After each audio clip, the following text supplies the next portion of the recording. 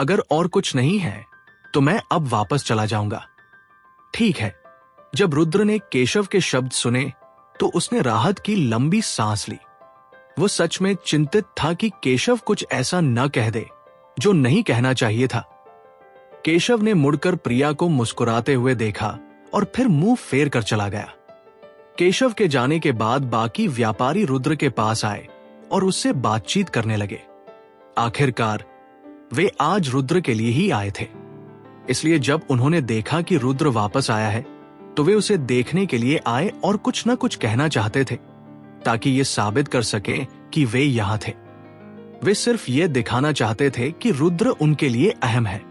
हालांकि रुद्र को ये उम्मीद नहीं थी कि ये लोग जानबूझकर उसकी पहचान के बारे में कुछ नहीं कह रहे थे। इससे रुद्र को काफी आराम मिला। अगर ये लोग उसकी असली पहचान प्रिया के सामने उजागर कर देते तो थोड़ी परेशानी हो सकती थी। इस बीच प्रिया चुपचाप रुद्र के पास बैठी थी। वो पूरी तरह से उलझन में थी। वो सच में समझ नहीं पा रही थी कि क्या हो रहा है। पल भर में 1 घंटे से ज्यादा समय बीत चुका था। रेस्टोरेंट में लोग आते जाते रहे। एक बैच जाने के बाद दूसरा बैच आता था। इसके अलावा जब ये लोग रेस्टोरेंट में आते थे तो वे केवल पृथ्वीराज को कुछ शब्द कहते थे और फिर रुद्र के पास जाकर अपनी पहचान बताते थे। ऐसा लगता था जैसे आज का जश्न पृथ्वीराज का नहीं बल्कि रुद्र का था। लेकिन पृथ्वीराज भी बहुत खुश था क्योंकि उसे जो बधाइयां मिल रही थी वे ज्यादातर देवनगर के टॉप 100 सबसे अमीर लोगों से थी। इनमें से हर कोई दसियों अरबों का मालिक था। इसके अलावा ये लोग बहुत उदार थे। जो जन्मदिन के तोहफे वे दे रहे थे वे बेहद महंगे थे। संग्रहित सामान, चित्रकला, घड़ियां, कारें। पृथ्वीराज के हाथ अब उपहारों से भरे थे और अब उसके पास बाकी सब कुछ भूल जाने का समय नहीं था। चिरंजीव मेहरा और अमित मेहरा चुपचाप खड़े थे, आंखों में उदासी लिए। वे चुपचाप सोच रहे थे कि उनके जन्मदिन पर जो उपहार मिले थे वे पृथ्वीराज को मिलने वाले उपहारों से कितने अलग थे। स्वाभाविक रूप से यशवर्धन भी खाली नहीं बैठा था। रुद्र के ससुर होने के नाते वह वहां मौजूद बड़े व्यापारियों से बातचीत कर रहा था। चाहे वह चाहता हो या नहीं, आज वह इस मौके का पूरा फायदा उठा रहा था। रुद्र, मेरे साथ बाहर आओ, मुझे तुमसे कुछ बात करनी है। प्रिया जब और ज्यादा सोचने लगी तो उसे कुछ गलत सा लगा। कुछ देर सोचने के बाद वह उठी और रुद्र से बोली। जब रुद्र ने प्रिया के शब्द सुने तो उसकी आंखों में बेबसी झलकी। उसे पहले से ही यह अंदाजा था कि कुछ चीजें जरूर सामने आएंगी। रुद्र ने प्रिया का पीछा करते हुए रेस्टोरेंट के मुख्य हॉल की ओर चलना शुरू किया। रुद्र, ये लोग आज यहां क्यों आए हैं? क्या तुम मुझसे कुछ छिपा रहे हो? प्रिया ने एक शांत कोने में जाकर रुकते हुए चिंतित होकर पूछा। असल में प्रिया की नजर में आज की सारी घटनाएं उसकी कल्पना से बहुत परे थी। पहले रुद्र ने कहा था कि उसने निहाल को बचाया था और इसलिए वो उसे जानता था। लेकिन सिर्फ इस वजह से क्या इतना बड़ा बदलाव हो सकता था कि ये बड़े व्यापारी उसे तलाशने आए? फिर ये व्यापारी और रुद्र का रिश्ता इतना साधारण क्यों नहीं था? प्रिया को साफ महसूस हो रहा था कि ये लोग आज यहां रुद्र के साथ संबंध बढ़ाने आए थे। इसलिए प्रिया को यह एहसास हो रहा था कि आज के इस घटनाक्रम में कुछ तो गड़बड़ है। रुद्र ने प्रिया की तरफ देखा और कुछ देर सोचा, फिर धीरे से कहा, प्रिया, दरअसल मेरा इन लोगों से भी कोई खास रिश्ता नहीं है। अगर तुम इन्हें नहीं जानते हो तो ये लोग तुम्हारे पास क्यों आए हैं? प्रिया ने धीरे से जवाब दिया, ये लोग मेरे पास निहाल के एक प्रोजेक्ट की वजह से आए हैं। निहाल के साथ मेरी जो खबर फैली है उसके कारण वे मुझे गलत समझ बैठे हैं। निहाल के पास अब एक प्रोजेक्ट है जो बहुत लाभकारी लग रहा है। बहुत से लोग उससे संपर्क करना चाहते हैं लेकिन उन्हें मौका नहीं मिल रहा।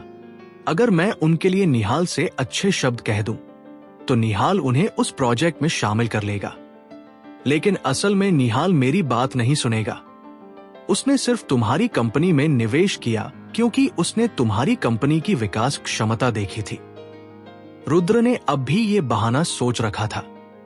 उसे लगा कि यही एकमात्र ऐसा स्पष्टीकरण है जो प्रिया को समझा सकता है। प्रिया ने रुद्र को देखा और कुछ सेकंड के लिए चुप रही। फिर धीरे से पूछा, क्या ये सच है? बिल्कुल सच है। अगर मेरी इतनी ताकत होती तो मैं अभी भी खाना क्यों पहुंचा रहा होता? रुद्र ने शांत स्वर में कहा। प्रिया ने महसूस किया कि वह अब उसे यकीन करने लगी थी।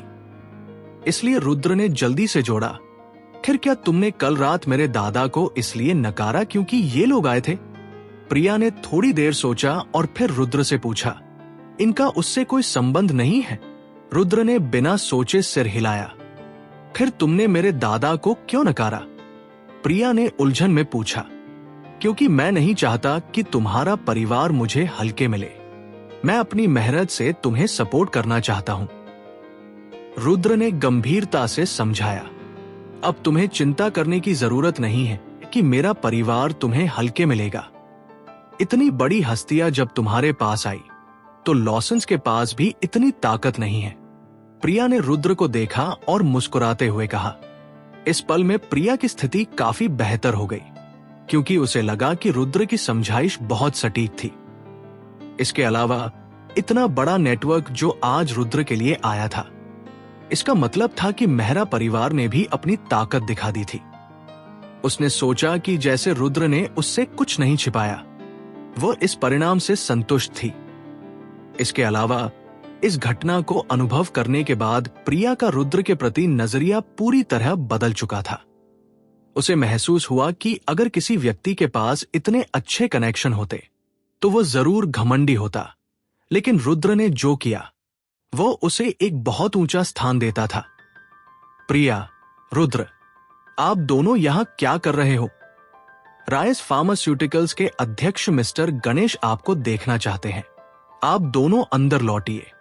इस समय यशवर्धन रेस्तरां से बाहर दौड़ते हुए आया और प्रिया व रुद्र से जोर से बोला, ठीक है पापा। प्रिया ने पलटते हुए हल्के से जवाब दिया। फिर उसने रुद्र की ओर देखा और कहा, रुद्र, चलो अंदर चलते हैं। ठीक है। रुद्र ने हल्के से सिर हिलाया और हॉल में वापस आ गया। जब रुद्र रेस्तरां में वापस आया तो वह तुरंत एक बड़ी भीड़ से घिर गया। आज रुद्र से मिलने के लिए इन लोगों ने काफी मेहनत की थी। जो उपहार उन्होंने पृथ्वीराज के लिए तैयार किए थे, उनकी कीमत कम से कम $1 मिलियन थी। इसलिए उन्हें किसी न किसी तरीके से रुद्र से बात करनी थी और उसे जानना था। वे नहीं चाहते थे कि उनका $1 मिलियन यूं ही बेकार चला जाए। रुद्र के लिए, क्योंकि मेहरा परिवार वहां मौजूद था, वो इन लोगों पर गुस्सा नहीं कर सकता था। इसलिए उसने खुद को संभालते हुए उनसे बातचीत की। प्रिया, रुद्र के साथ क्या हो रहा है? वो इतने बड़े बड़े मालिकों को कैसे जानता है? क्या वह सिर्फ एक गरीब डिलीवरी बॉय नहीं है? सुमित्रा कुछ पल के लिए झिझकी, लेकिन फिर भी अपने मन में उठ रही जिज्ञासा को दबा नहीं पाई। वह धीरे से प्रिया के पास आई और उससे पूछा। प्रिया ने सुमित्रा की ओर देखा और गंभीर भाव से कहा, मां, मैंने तुम्हें कितनी बार कहा है, रुद्र उतना बुरा नहीं है जितना तुम सोचती हो। वह एक गरीब लड़का नहीं है जो सिर्फ खाना पहुंचाने का काम करता है। क्या वह गरीब लड़का नहीं है? सुमित्रा ये सुनकर चौंकी। बिल्कुल नहीं। अगर रुद्र सच में गरीब लड़का होता तो मैं उसके साथ क्यों होती? प्रिया ने सुमित्रा को आंख मारते हुए कहा और फिर जारी रखा, रुद्र उतना डरपोक नहीं है जितना तुम सोचती हो। वो बस तुम्हारे साथ बहस नहीं करना चाहता। क्या तुम कहना चाहती हो कि रुद्र एक कम बोलने वाला अमीर वारिस है? सुमित्रा ने उत्साहित होकर प्रिया से पूछा। जब प्रिया ने सुमित्रा के शब्द सुने तो उसने हल्की सी मुस्कान दी। उसने कुछ नहीं समझाया और मुड़ते हुए रेस्तरां के मुख्य हॉल में चली गई। सुमित्रा ने रुद्र की सीट की ओर देखा, लेकिन वो अब भी अत्यधिक संदेह में थी। उसे रुद्र को किसी अमीर वारिस से जोड़ पाना मुश्किल लग रहा था। प्रिया जानती थी कि अगर वह सुमित्रा और बाकी सबको सच बता देती तो वे फिर से रुद्र के साथ वही पुराना व्यवहार करते। इसलिए उसने कुछ न कहने का निर्णय लिया। इससे किसी को भी रुद्र का अपमान करने की हिम्मत नहीं होगी। प्रिया, जल्दी मत जाओ। सुमित्रा ने जल्दी से उसका पीछा किया। मां, और क्या बात है? प्रिया ने पलटकर पूछा, एक उलझन भरे चेहरे के साथ। प्रिया, सुमित्रा ने गहरी सांस लेते हुए कहा, मां अभी सोच रही थी। मुझे लगता है कि रुद्र सच में एक अच्छा लड़का है। अगर तुम दोनों को लगता है कि तुम एक दूसरे के लिए सही हो, तो तुम्हें जल्दी शादी कर लेनी चाहिए। सुमित्रा ने मुस्कुराते हुए प्रिया से कहा। क्या शादी? प्रिया ने सुमित्रा के शब्द सुनते ही हैरान होकर पूछा। वह पूरी तरह चौंक गई थी।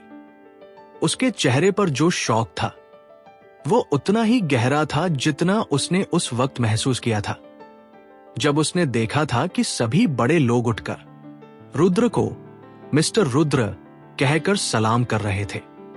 कुछ ही घंटे पहले सुमित्रा वही थी जो रुद्र का मजाक उड़ा रही थी। अब वही खुद प्रिया से रुद्र से शादी करने को कह रही थी। सुमित्रा एक ऐसी महिला थी जो पल भर में अपनी राय बदल सकती थी। मां, तुम क्या बकवास कर रही हो? रुद्र और मैं अभी शादी के लायक नहीं हुए हैं, प्रिया ने हताशा के साथ कहा। फिर भी अब सभी को पता चल चुका है कि तुम रुद्र की मंगेतर हो और रुद्र तुम्हारे मंगेतर है। हम शादी तोड़ने वाले नहीं हैं। क्यों न तुम पहले शादी का रजिस्ट्रेशन करवा लो। अगर तुम ऐसा करती हो तो तुम्हें कुछ अधिकार भी मिल जाएंगे। सुमित्रा ने मुस्कुराते हुए कहा। मां, तुम कभी भी रुद्र को पसंद नहीं करती थी। अब इतनी जल्दी हमें शादी करवाने के लिए क्यों कह रही हो? प्रिया ने निराशा से पूछा। अच्छा, मुझे लगा था कि वह सिर्फ एक गरीब और बेकार लड़का है जो खाना पहुंचाने का काम करता है। मुझे लगा था कि उसके पास कोई क्षमता नहीं है और वह तुम्हें खुश नहीं रख सकेगा, इसलिए मैं रुद्र से इतनी नफरत करती थी। लेकिन अब रुद्र अलग है। वो एक अमीर आदमी है। देखो, जब ये बड़े लोग रुद्र से बात करते हैं तो तुम्हारे पापा भी इन लोगों से मिल नहीं सकते। अगर तुम रुद्र से सच में शादी कर सकती हो तो न केवल तुम्हारे लिए अच्छा होगा बल्कि हमारे परिवार के लिए भी ये बहुत फायदेमंद होगा। ऐसे अच्छे मौके को हाथ से मत जाने दो। तुम रुद्र को पूरी तरह से पकड़ लो, सुमित्रा ने उत्साह से कहा। प्रिया ने सुमित्रा की ओर हताशा भरी निगाहों से देखा। उसे समझ में नहीं आ रहा था कि वो क्या कहे। प्रिया, अब संकोच मत करो। मां की बात सुनो और जल्दी से रुद्र के साथ शादी का रजिस्ट्रेशन करवा लो, सुमित्रा ने जल्दी से कहा। मां, मुझे अभी कुछ और काम है, बाद में बात करूंगी, प्रिया ने लापरवाही से जवाब दिया और फिर रेस्तरां में चली गई। क्या वो ये सोच सकती थी कि उसकी मां इतनी दिखावा करने वाली महिला निकलेगी? पहले उसने रुद्र का जितना भी अपमान किया था, अब ऐसा लग रहा था जैसे वह एक अलग इंसान बन गई है और प्रिया को जल्दी से रुद्र से शादी करने के लिए कह रही है। कुछ ही घंटों में 2 घंटे गुजर गए। रेस्तरां में अब लोग कम होने लगे थे। वे अमीर लोग जो रुद्र से मिलने आए थे अब उसे सलाम करके जल्दी से निकल गए थे। वे आज यहां सिर्फ रुद्र से मिलने के लिए आए थे। अब उनका मकसद पूरा हो चुका था, इसलिए उनके रुकने का कोई मतलब नहीं था। आज की जन्मदिन पार्टी का मुख्य पात्र शायद पृथ्वीराज नहीं बल्कि रुद्र था।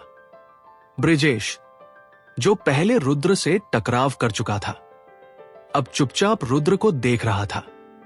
उसने कभी नहीं सोचा था कि वह गरीब लड़का जिसे उसने कभी अनजाने में तंग किया था आज इतना शक्तिशाली होगा। खासकर जब ब्रिजेश ने देखा कि ये लोग रुद्र से किस तरह इनमें से कोई भी व्यक्ति उनके लॉसन परिवार को पलक झपकते ही मिटा सकता था। प्रताप ने देखा कि रुद्र इस समय व्यस्त है, इसलिए उसने तुरंत उसके पास जाने की हिम्मत नहीं की। रेस्तरां में अब ज्यादातर मेहमान जा चुके थे और जो बचे थे वे केवल मेहरा स्टेट के छोटे मालिक थे। थोड़ी देर तक प्रताप चुपचाप खड़ा रहा, फिर उसने ब्रिजेश की ओर देखा और सीधा रुद्र की ओर बढ़ गया। जैसे ही बाकी लोगों ने देखा कि प्रताप रुद्र की तरफ जा रहा है, सभी की निगाहें उसी दिशा में टिक गई।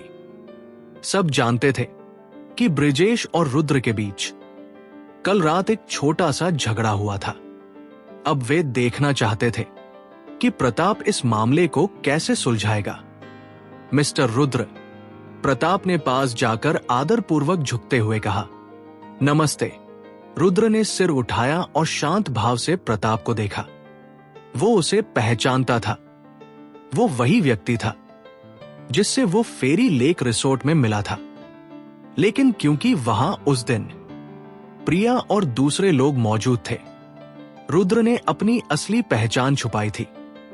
इसलिए उसने सहजता से कहा, क्या हम एक दूसरे को जानते हैं? प्रताप हल्का मुस्कुराया। मिस्टर रुद्र, आप सच में भूल गए? हम एक बार फेरी लेक रिसोर्ट में मिले थे। क्या आपने भुला दिया? ओह, रुद्र ने हल्के से सिर हिलाया। हाँ, अब याद आया। क्या बात है? कोई काम था? प्रताप ने संयमित मुस्कान के साथ कहा। मिस्टर रुद्र, मैंने सुना कि मेरे बेटे ने कल रात कलेक्टिव स्ट्रोक में आपको अनजाने में परेशान किया था, इसलिए मैं आज उसे यहां लाया हूं ताकि वो आपसे माफी मांग सके। रेस्तरां का माहौल एक पल को बिल्कुल शांत हो गया। लॉसन परिवार के सभी सदस्य शर्म से सिर झुकाए खड़े थे। उन्हें याद आया जब वे मेहरा हाउस में थे तो इन्हीं लोगों ने रुद्र से कहा था कि वह बृजेश से माफी मांगे। अब उन्हें समझ में आया कि उस दिन रुद्र ने माफी क्यों नहीं मांगी थी और उसने बृजेश को चैलेंज क्यों किया था, क्योंकि गलती रुद्र की नहीं थी बल्कि बृजेश की थी। यह दृश्य देखकर पृथ्वीराज भी भावनाओं से भर उठे। अब उन्हें एहसास हुआ कि रुद्र वही व्यक्ति था जो अब तक कमजोर और शांत बनने का अभिनय कर रहा था। प्रताप ने बृजेश की ओर मुड़कर कहा, बृजेश, तुम अब भी गुमसुम क्यों खड़े हो? जल्दी से बृजेश ने सिर झुकाया। उसकी आवाज धीमी थी पर सब सुन सकते थे। मिस्टर रुद्र, मैंने अंधेपन में आपको गलत समझा। मैं उम्मीद करता हूं कि आप मेरी गलतियों को माफ करेंगे। रुद्र ने बृजेश की ओर एक शांत, ठंडी नजर डाली और कहा, तुम्हारे पिता के कारण मैं इस बार यह मामला आगे नहीं बढ़ाऊंगा। उम्मीद है भविष्य में तुम ज्यादा समझदारी दिखाओगे। धन्यवाद मिस्टर रुद्र, धन्यवाद। बृजेश ने सिर झुकाकर आदरपूर्वक कहा। सभी लोग जो यह दृश्य देख रहे थे, उनके दिलों में एक ही भावना थी, आश्चर्य और सम्मान। किसी ने भी नहीं सोचा था कि वही बृजेश जो हमेशा मेहरा परिवार में अपनी ताकत का प्रदर्शन करता था, आज सबके सामने किसी से माफी मांगेगा। जब वसुदेव मेहरा ने देखा कि बृजेश रुद्र से माफी मांग रहा है तो उसका चेहरा और भी बिगड़ गया। उसकी आंखों में जलन और उलझन साफ झलक रही थी। वो बृजेश को बहुत अच्छे से जानता था। वो कभी किसी के सामने सिर नहीं झुकाता। तो फिर ऐसा क्या था रुद्र में जिसने बृजेश को सबके सामने माफी मांगने पर मजबूर कर दिया? वसुदेव के मन में सवालों का तूफान चल रहा था, पर चेहरे पर उसने अब भी बनावटी शांति बनाए रखी। मिस्टर रुद्र, अगर और कोई बात नहीं है तो हम अब चले, प्रताप ने सम्मानपूर्वक कहा। ठीक है, रुद्र ने हल्के से सिर हिलाया। वो खुद चाहता था कि प्रताप और बृजेश जितनी जल्दी हो सके वहां से चले जाए, लेकिन जैसे ही प्रताप मुड़ा, एक ठंडी और सधी हुई आवाज आई, रुको जरा, मुझे याद है अभी एक और व्यक्ति है जिसे मिस्टर रुद्र से माफी मांगनी चाहिए। यह आवाज माया मेहरा की थी। सभी लोग अचानक चौंक गए। कमरे में सन्नाटा छा गया। हर कोई माया की ओर देखने लगा। माया, तुम्हारा क्या मतलब है? आदित्य मेहरा ने हैरानी से पूछा। वो खुद उलझन में था, क्योंकि बृजेश तो पहले ही माफी मांग चुका था। अब और कौन बचा था?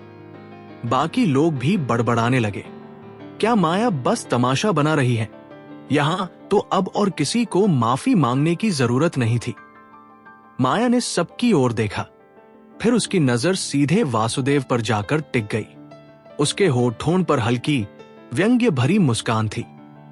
सभी चीजें इस मुकाम तक पहुंच चुकी हैं, फिर भी कोई अब भी मासूम बनने की कोशिश कर रहा है।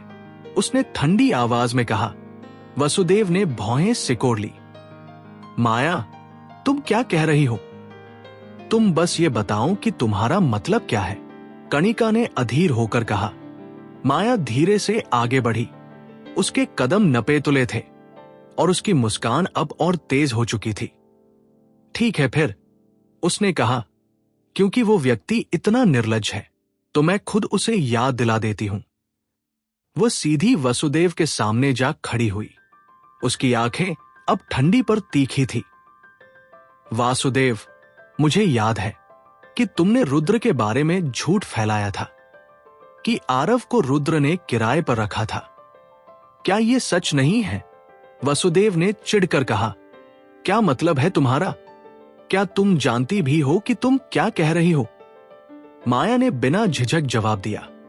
अगर तुमने रुद्र के खिलाफ साजिश नहीं की होती तो हम सब उसे गलत क्यों समझते?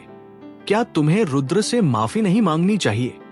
उसने वसुदेव को गुस्से और घृणा भरी नजरों से देखा। रेस्तरां में माहौल अचानक भारी हो गया। वसुदेव ने कुर्सी पर बैठते हुए कहा, मैंने रुद्र के खिलाफ कभी साजिश नहीं की। मैं तो बस उस समय अपने मन में उठे शक जाहिर कर रहा था, लेकिन मैंने कुछ गलत नहीं किया। माया के चेहरे का रंग अब लाल पड़ गया था। वह समझ गई कि वसुदेव बात को मोड़ने की कोशिश कर रहा है। असल में भले ही वसुदेव ने सीधे यह नहीं कहा था कि आरव रुद्र द्वारा किराए पर रखा गया था, लेकिन उसने हर मौके पर आग में घी डालने का काम जरूर किया था। हर शब्द से उसने रुद्र की छवि को धूमिल करने की कोशिश की थी। क्या तुम सच में मुझसे ये कह रहे हो? वसुदेव, माया ने तंज से कहा, तुमने कहा था कि मैंने साजिश की, तो क्या तुम्हारे पास कोई सबूत है? वसुदेव अब मुस्कुरा रहा था। वह सबके सामने खुद को शांत और आत्मविश्वासी दिखाने की कोशिश कर रहा था। यहां इतने सारे लोग हैं, उसने कहा, क्या कोई साबित कर सकता है कि मैंने ऐसा कहा था? अगर तुम या कोई भी सबूत ला सको तो मैं यहीं अभी मिस्टर रुद्र से माफी मांग लूंगा। क्या कहती हो? तुम सच में निर्लज्ज हो। माया गुस्से से चिल्लाई। सभी ने देखा कि शुरू में तुम ही रुद्र के खिलाफ साजिश कर रहे थे, लेकिन अब तुम इसे स्वीकारने को तैयार नहीं हो। क्या तुम अब भी मर्द हो? माया का चेहरा गुस्से से लाल हो गया था। उसकी आंखें अंगारों की तरह जल रही थी। माया, तुम जो चाहो खा सकती हो, लेकिन जो चाहो वो कह नहीं सकती। वासुदेव ने तिरस्कार भरी मुस्कान के साथ कहा, तुम कह रही हो कि मैंने रुद्र के खिलाफ साजिश की, लेकिन क्या तुम्हारे पास इसका कोई सबूत है? वह फिर मुड़ा और पूरे रेस्तरां में बैठे लोगों की ओर देखने लगा। क्या इनमें से कोई यह साबित कर सकता है कि मैंने रुद्र के खिलाफ साजिश की? उसकी आवाज ऊंची और चुनौती भरी थी। जब सभी ने वासुदेव के शब्द सुने तो वे सब चौंक गए और एक दूसरे का चेहरा देखने लगे। कोई भी खड़ा होकर कुछ कहने की हिम्मत नहीं कर सका, क्योंकि जिनका विवाद वासुदेव से था वो रुद्र नहीं बल्कि माया थी। अगर यह मामला रुद्र का होता तो सभी लोग रुद्र के पक्ष में खड़े हो जाते, लेकिन अब मामला माया का था, इसलिए माहौल अजीब और चुप्पी से भरा था। वासुदेव ने मुस्कुराते हुए कहा, देखा, मैंने कहा था ना, कोई भी ये साबित नहीं कर सकता कि मैंने रुद्र के खिलाफ साजिश की। जब कोई सबूत नहीं है तो मैं अब जा रहा हूं। उसने माया की ओर देखा और उपेक्षा से मुस्कुराया, फिर उठने लगा। माया ने उसे गुस्से से घूरा। उसका चेहरा लाल हो गया था, लेकिन वह कुछ नहीं कर पा रही थी। उसे समझ नहीं आ रहा था कि वासुदेव जैसे चालाक आदमी से कैसे निपटा जाए। रुद्र, तुम अब तक क्यों खड़े हो? माया ने अचानक गुस्से में कहा। यही वो आदमी है जिसने सबसे पहले तुम्हें बदनाम किया। अगर तुम चाहो तो ये तुमसे माफी जरूर मांगेगा। रुद्र कुछ पल के लिए चुप रहा, फिर शांत स्वर में बोला, छोड़ो, ऐसे इंसान के साथ उलझो मत। माया ने रुद्र को अविश्वास से देखा। उसे यकीन नहीं हुआ कि रुद्र इतनी आसानी से पीछे हट जाएगा। जब ब्रिजेश और प्रताप जैसे लोग रुद्र से डरते थे, तो रुद्र अब वासुदेव से हिसाब करने से क्यों डर रहा था? माया के मन में गुस्सा था, पर रुद्र के मन में सिर्फ शांति। उसने सोचा, किसी बेकार विवाद में उलझने से बेहतर है चुप रहना। वैसे भी आज उसने अपना असली मकसद हासिल कर लिया था। अब मेहरा परिवार किसी न किसी हद तक उससे डर चुका था। अगर वह ज्यादा प्रतिक्रिया देता तो शायद उसकी असली पहचान उजागर हो जाती। वासुदेव ने रुद्र की बात सुनी और जोर से हंसा। हाँ, फिर उसने फुसफुसाते हुए कहा, कचरा ही कचरा होता है, उसे मुझसे माफी मंगवाने का क्या हक है? हालांकि उसकी आवाज बहुत ऊंची नहीं थी, फिर भी वहां मौजूद सभी लोगों ने साफ साफ सुन लिया। पूरा रेस्तरां कुछ ही सेकंड में सन्नाटे में डूब गया। सभी हैरान थे। हालांकि पहले कई लोगों ने रुद्र को कचरा कहा था, लेकिन आज जब उन्होंने उसकी असली ताकत देखी थी, कोई भी ऐसा कहने की हिम्मत नहीं करता। वासुदेव को अंदाजा नहीं था कि उसके इन शब्दों का असर कितना भारी पड़ेगा। वो मुड़ा और रेस्तरां से बाहर जाने ही वाला था कि रुको। अचानक एक तेज कड़क आवाज गूंजी। सभी ने मुड़कर देखा। वो अमित मेहरा था। वासुदेव ने कदम रोक लिए और पलटकर मुस्कुराते हुए कहा, दादा, क्या आप मेरे साथ जा रहे हैं? अमित ने कोई जवाब नहीं दिया। वह सीधा आगे बढ़ा और अपनी छड़ी से उसे आड़े हाथों लिया। दादा, आप?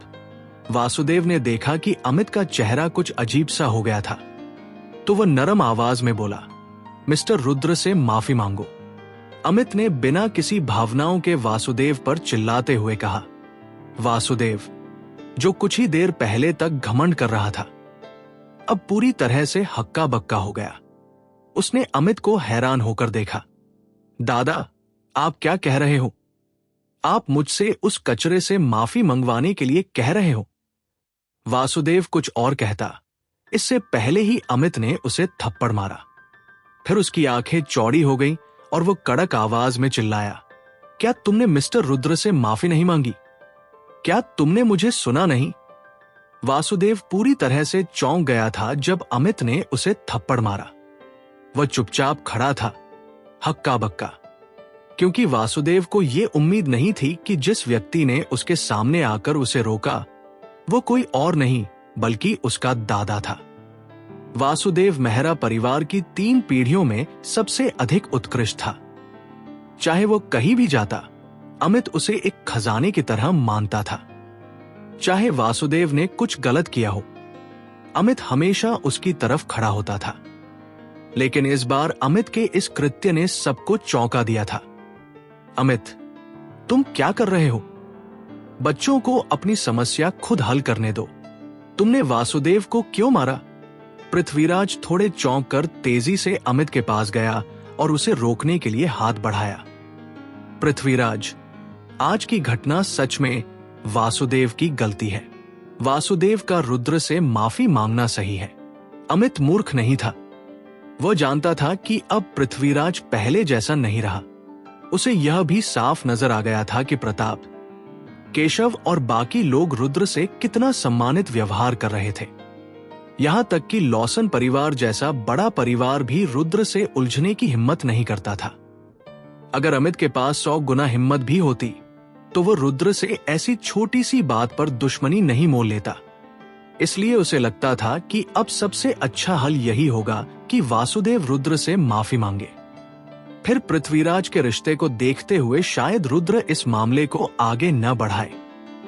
स्पष्ट शब्दों में कहें तो कोई भी नहीं जानता था कि रुद्र की असली पहचान क्या है, लेकिन आज की घटनाओं से यह साफ हो गया था कि रुद्र की पहचान बिल्कुल साधारण नहीं थी। रुद्र से उलझना किसी के लिए भी अच्छा नहीं था। वासुदेव, तुम अभी भी खड़े हो? जल्दी जाओ और रुद्र से माफी मांगो। अमित ने आंखें फैलाकर जोर से कहा। दादा, मुझे क्यों? वासुदेव अभी भी थोड़ा नाखुश था। उसने मुंह खोला और बोलने ही वाला था, लेकिन अमित ने फिर से पलटकर वासुदेव के मुंह पर एक और थप्पड़ मारा। इस थप्पड़ के बाद वासुदेव पूरी तरह से चुप हो गया। वो रुद्र को लाल चेहरे के साथ देखता रहा। मैं तुमसे कह रहा हूं कि अब जाकर रुद्र से माफी मांगो। क्या तुम सुन रहे हो? अमित ने गुस्से में डूबे चेहरे के साथ वासुदेव से कहा। हां, वासुदेव ने दांत भींचते हुए सिर झुकाया। फिर वह रुद्र के पास गया और सिर झुकाकर बोला, रुद्र, आज मैंने गलती की, मुझे माफ कर दो। रुद्र ने शांत स्वर में कहा, तुम्हें मुझसे माफी मांगने की जरूरत नहीं है। अगर सच में माफी मांगनी है तो मेरी मंगेतर से माफी मांगो। चीजें पहले ही इस मुकाम पर पहुंच चुकी थी। लेकिन रुद्र इसे बड़ा मुद्दा नहीं बनाना चाहता था। रुद्र और वासुदेव के बीच ज्यादा विवाद नहीं था। उसे बस ये पसंद नहीं आया था कि वासुदेव ने प्रिया का मजाक उड़ाया था। अब जब वासुदेव माफी मांग रहा था तो वह चाहता था कि वासुदेव प्रिया से माफी मांगे। कुछ पल सोचने के बाद वासुदेव ने धीरे धीरे अपना सिर प्रिया की ओर घुमाया और हल्की आवाज में कहा, प्रिया, मुझे माफ करना। कोई बात नहीं, प्रिया ने शांत स्वर में कहा। वो भी एक बहुत समझदार महिला थी और ये बात और आगे नहीं बढ़ाना चाहती थी, इसलिए उसने बेमन से ही उत्तर दिया। वासुदेव ने गहरी सांस ली, पलटकर अमित की ओर बढ़ा और बोला, पृथ्वीराज, तुम्हारा जन्मदिन उत्सव अब समाप्त होने वाला है। मुझे अभी और कुछ काम है, इसलिए मैं अब चलता हूं। अमित भी खुश नहीं था। पृथ्वीराज से विदा लेकर वह बिना कोई मौका दिए रेस्तरां से बाहर चला गया। जब अमित चला गया तो चिरंजीव मेहरा भी अब और देर नहीं करना चाहता था। पृथ्वीराज से कुछ शब्दों का आदान प्रदान करने के बाद वह भी जल्दी से निकल गया। कुछ ही पलों में पृथ्वीराज के बच्चे, प्रिया, रुद्र और बाकी लोग ही रेस्तरां में रह गए थे। पृथ्वीराज ने अपने पास खड़े रुद्र को देखा, मुस्कुराया और पूछा, रुद्र, आज क्या हुआ? तुम इन बड़े बड़े लोगों को कैसे जानते हो? हाँ रुद्र, मुझे तो ये नहीं पता था कि तुम में इतना गहरा प्रभाव है। माया की मां भी रुद्र के बारे में बहुत जिज्ञासु थी। आखिरकार उसने पहले माया से रुद्र के बारे में कुछ सुना था, लेकिन माया के शब्दों में रुद्र तो बस एक गरीब लड़का था जिसमें कोई खास बात नहीं थी। लेकिन आज उसे देखकर वह बिल्कुल भी गरीब लड़का नहीं लग रहा था। वो तो स्पष्ट रूप से एक अमीर उत्तराधिकारी लग रहा था। जब रुद्र ने पृथ्वीराज के शब्द सुने तो वो कुछ पल के लिए हिचकिचाया। वो बोलने की कोशिश कर रहा था, लेकिन उससे पहले ही प्रिया ने कहा, असल में रुद्र इन लोगों को नहीं जानता है। ये लोग रुद्र के साथ दोस्ती बढ़ाने आए हैं। पृथ्वीराज ये सुनकर और भी उलझ गया। वह समझ नहीं पा रहा था कि रुद्र में ऐसी क्या बात है कि इतने बड़े लोग उसके पास दोस्ती करने आए हैं। लेकिन प्रिया ने पृथ्वीराज और बाकी लोगों को और कुछ पूछने का मौका नहीं दिया। उसने सीधे रुद्र का हाथ पकड़ा और बोली, रुद्र, अब जब वे लोग जा चुके हैं तो हम भी जा सकते हैं, सही है? हाँ, हम जा सकते हैं, रुद्र ने थोड़ा संकोच करते हुए उत्तर दिया। फिर चलो, मेहरा एस्टेट में बहुत सारी मजेदार जगहें हैं, मैं तुम्हें घुमाती हूं। प्रिया मुस्कुराते हुए बोली और फिर रुद्र को खींचते हुए रेस्टोरेंट से बाहर चली गई। प्रिया, मैं भी तुम्हारे साथ चल रहा हूं। जब माया ने देखा कि प्रिया जाने वाली थी तो उसने जल्दी से आवाज दी और मुस्कुराते हुए रेस्टोरेंट से बाहर भाग गई, पीछे छोड़ते हुए पृथ्वीराज और बाकी लोग जो चौंक कर खड़े थे। प्रिया इतनी जल्दी रुद्र को बाहर ले जाने के लिए घबराई हुई थी, क्योंकि उसे डर था कि अगर ये लोग और ज्यादातर इन लोगों को ये नहीं पता चलता कि ये बड़े लोग रुद्र के लिए नहीं बल्कि निहाल के लिए आए थे, तो सभी यही सोचते रहेंगे कि रुद्र का बैकग्राउंड बहुत मजबूत है। वे डरने लगेंगे और रुद्र को तंग नहीं करेंगे। लेकिन अगर वे सच जान गए तो रुद्र उनकी नजरों में वही पुराना रुद्र रह जाएगा। एक साधारण तुच्छ लड़का। यशवर्धन, तुम भी मुंबई में हो, क्या तुम रुद्र को नहीं जानते हो? पृथ्वीराज ने कुछ पल हिचकिचाने के बाद मुड़कर यशवर्धन से पूछा। पापा, दरअसल मैंने भी रुद्र की जांच की थी। यशवर्धन ने थोड़ा असहज होकर कहा, लेकिन मुझे कुछ भी नहीं मिला। बस इतना पता चला कि वो मुंबई यूनिवर्सिटी का छात्र है, इसलिए मैं रुद्र को अच्छे से नहीं जानता। जब पृथ्वीराज ने यह सुना तो उसने गहरी सांस ली और फिर चेहरा शून्य करते हुए कहा, लगता है आकाश ने हमारे परिवार को एक मौका दिया है। प्रिया ने तुम्हारे लिए एक अच्छा दामाद पाया है। उसके शब्दों को सुनकर सबने यशवर्धन और सुमित्रा की ओर ईर्ष्यालु नजरों से देखा। अब कोई भी उन्हें मजाक में नहीं उड़ा रहा था। पहले सभी सोचते थे कि प्रिया ने एक बेकार मंगेतर ढूंढ लिया है, लेकिन अब ऐसा लग रहा था कि रुद्र कोई बेकार आदमी नहीं, बल्कि एक गुमनाम रूप से समृद्ध उत्तराधिकारी है।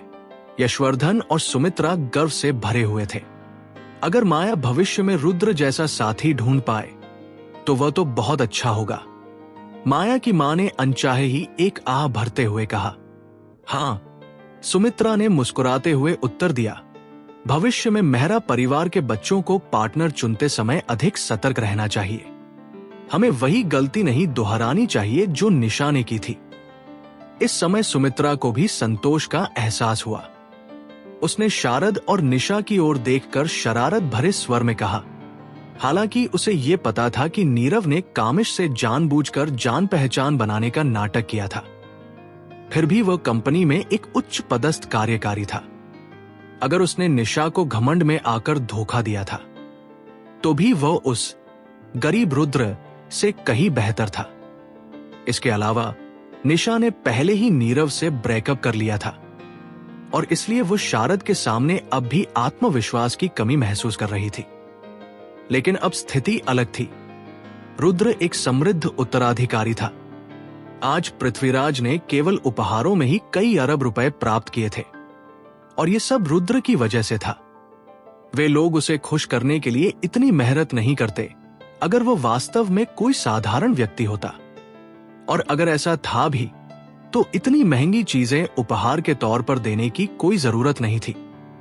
इसलिए किसी ने भी रुद्र की पहचान पर कोई शक नहीं किया। हां, निशा ने वाकई में उस समय गलत फैसला लिया, शारद ने संकोच करते हुए कहा। लेकिन निशा, तुम्हें ज्यादा दुखी होने की जरूरत नहीं है। आखिरकार सभी को रुद्र जैसे समृद्ध उत्तराधिकारी नहीं मिलते। प्रिया को तो सौभाग्य से वह मिल गया। सभी की अपनी तकदीर होती है और कुछ चीजें जबरदस्ती नहीं मिल सकती। सुमित्रा ने निशा से मजाक करते हुए कहा। मुझे लगता है कि क्योंकि प्रिया ने हमारे लिए रुद्र जैसा बेहतरीन दामाद ढूंढ लिया है, तुम्हें इस अवसर का लाभ उठाना चाहिए। समझे? यह सुनकर निशा का चेहरा बहुत ही खराब हो गया, लेकिन उसने ज्यादा कुछ नहीं कहा। पृथ्वीराज ने यशवर्धन के पास जाकर गंभीरता से कहा, लाभ उठाना। यशवर्धन थोड़े समय के लिए उलझन में पड़ गए और उनकी आंखों में थोड़ी सी उलझन दिखी। हां, प्रिया अब ज्यादा उम्र की नहीं है, इसे इस तरह टालना ठीक नहीं है। तो क्यों न तुम दोनों कल शादी का प्रमाण पत्र ले आओ। इस तरह हमें उसकी भविष्यवाणी को लेकर कोई चिंता नहीं होगी। क्या तुम नहीं सोचते? पृथ्वीराज ने एकदम से फैसला कर लिया था कि रुद्र को मेहरा परिवार में रखा जाए और रुद्र और प्रिया का विवाह प्रमाण पत्र जल्दी से जल्दी बनवाना सबसे तेज और प्रभावी तरीका था। मैं प्रिया से इस बारे में जब समय मिलेगा तब बात करूंगा, यशवर्धन ने मुस्कुराते हुए कहा। किसका इंतजार कर रहे हो? उन्हें कल जाकर प्रमाण पत्र ले आओ। इसे देर मत करो, पृथ्वीराज ने बिना किसी हिचकिचाहट के चिल्लाया। यशवर्धन इसे सुनकर बेबस हो गए और नहीं जानते थे कि क्या कहें। उन्हें नहीं लगता था कि पृथ्वीराज इस मामले में उनसे ज्यादा जल्दीबाजी करेगा। दूसरी ओर जब प्रिया ने रुद्र को रेस्तरां से बाहर खींच लिया तो वे सीधे पास के व्यावसायिक केंद्र में शॉपिंग करने गए। अगर यह सिर्फ वे दोनों शॉपिंग करते तो रुद्र बहुत खुश होता, लेकिन अफसोस माया और कणिका भी उनके साथ चल पड़ी। तो जो एक डेट होना चाहिए था वो अब 3 लड़कियों के लिए एक मुफ्त श्रमिक बनकर रह गया। चारों ने 1 घंटे से ज्यादा समय तक मॉल में शॉपिंग की और तीनों लड़कियां आखिरकार थकान के कारण शिकायत करने लगी। मूल रूप से उनका इरादा शॉपिंग के बाद होटल लौटने का था, लेकिन बीच में प्रिया को एक फोन कॉल आया जिसमें कहा गया कि वे सभी को आज रात मेहरा परिवार के आंगन में आना होगा। रुद्र को जब यह पता चला कि उन्हें मेहरा परिवार के आंगन लौटना होगा तो वह बेजार महसूस हुआ, क्योंकि उसे इसका कोई अच्छा आभास नहीं था। लेकिन वो पृथ्वीराज का आदर करता था, इसलिए उसने सिर झुकाया और मेहरा परिवार के आंगन की ओर कार चलानी शुरू की। आंगन के हॉल में घुसते ही उसने पाया कि मेहरा परिवार के सभी सदस्य वहां बैठे थे और आपस में बातें कर रहे थे। जब पृथ्वीराज ने रुद्र को देखा तो वो उत्साहित हो गया और खुशी से उसकी ओर दौड़ा। रुद्र, तुम वापस आ गए। हाँ, रुद्र ने बेजार होकर सिर हिलाया। क्या तुम थक गए हो खेलने से? बैठो और आराम करो, पृथ्वीराज ने कहा और रुद्र को सोफे के पास खींचते हुए उसका हाथ पकड़कर उसकी परवाह दिखाई। पृथ्वीराज का यह व्यवहार उस समय से पूरी तरह अलग था जब उसने उसे रेस्तरां में बाहर करने की कोशिश की थी। मेहरा परिवार के अन्य सदस्य भी अलग व्यवहार कर रहे थे और रुद्र से बहुत विनम्रता से बात कर रहे थे। प्रिया उसके पास बैठी थी और उसके चेहरे पर असहाय भाव थे। उसे ये उम्मीद नहीं थी कि वे इतनी जल्दी अपना रुख बदल लेंगे।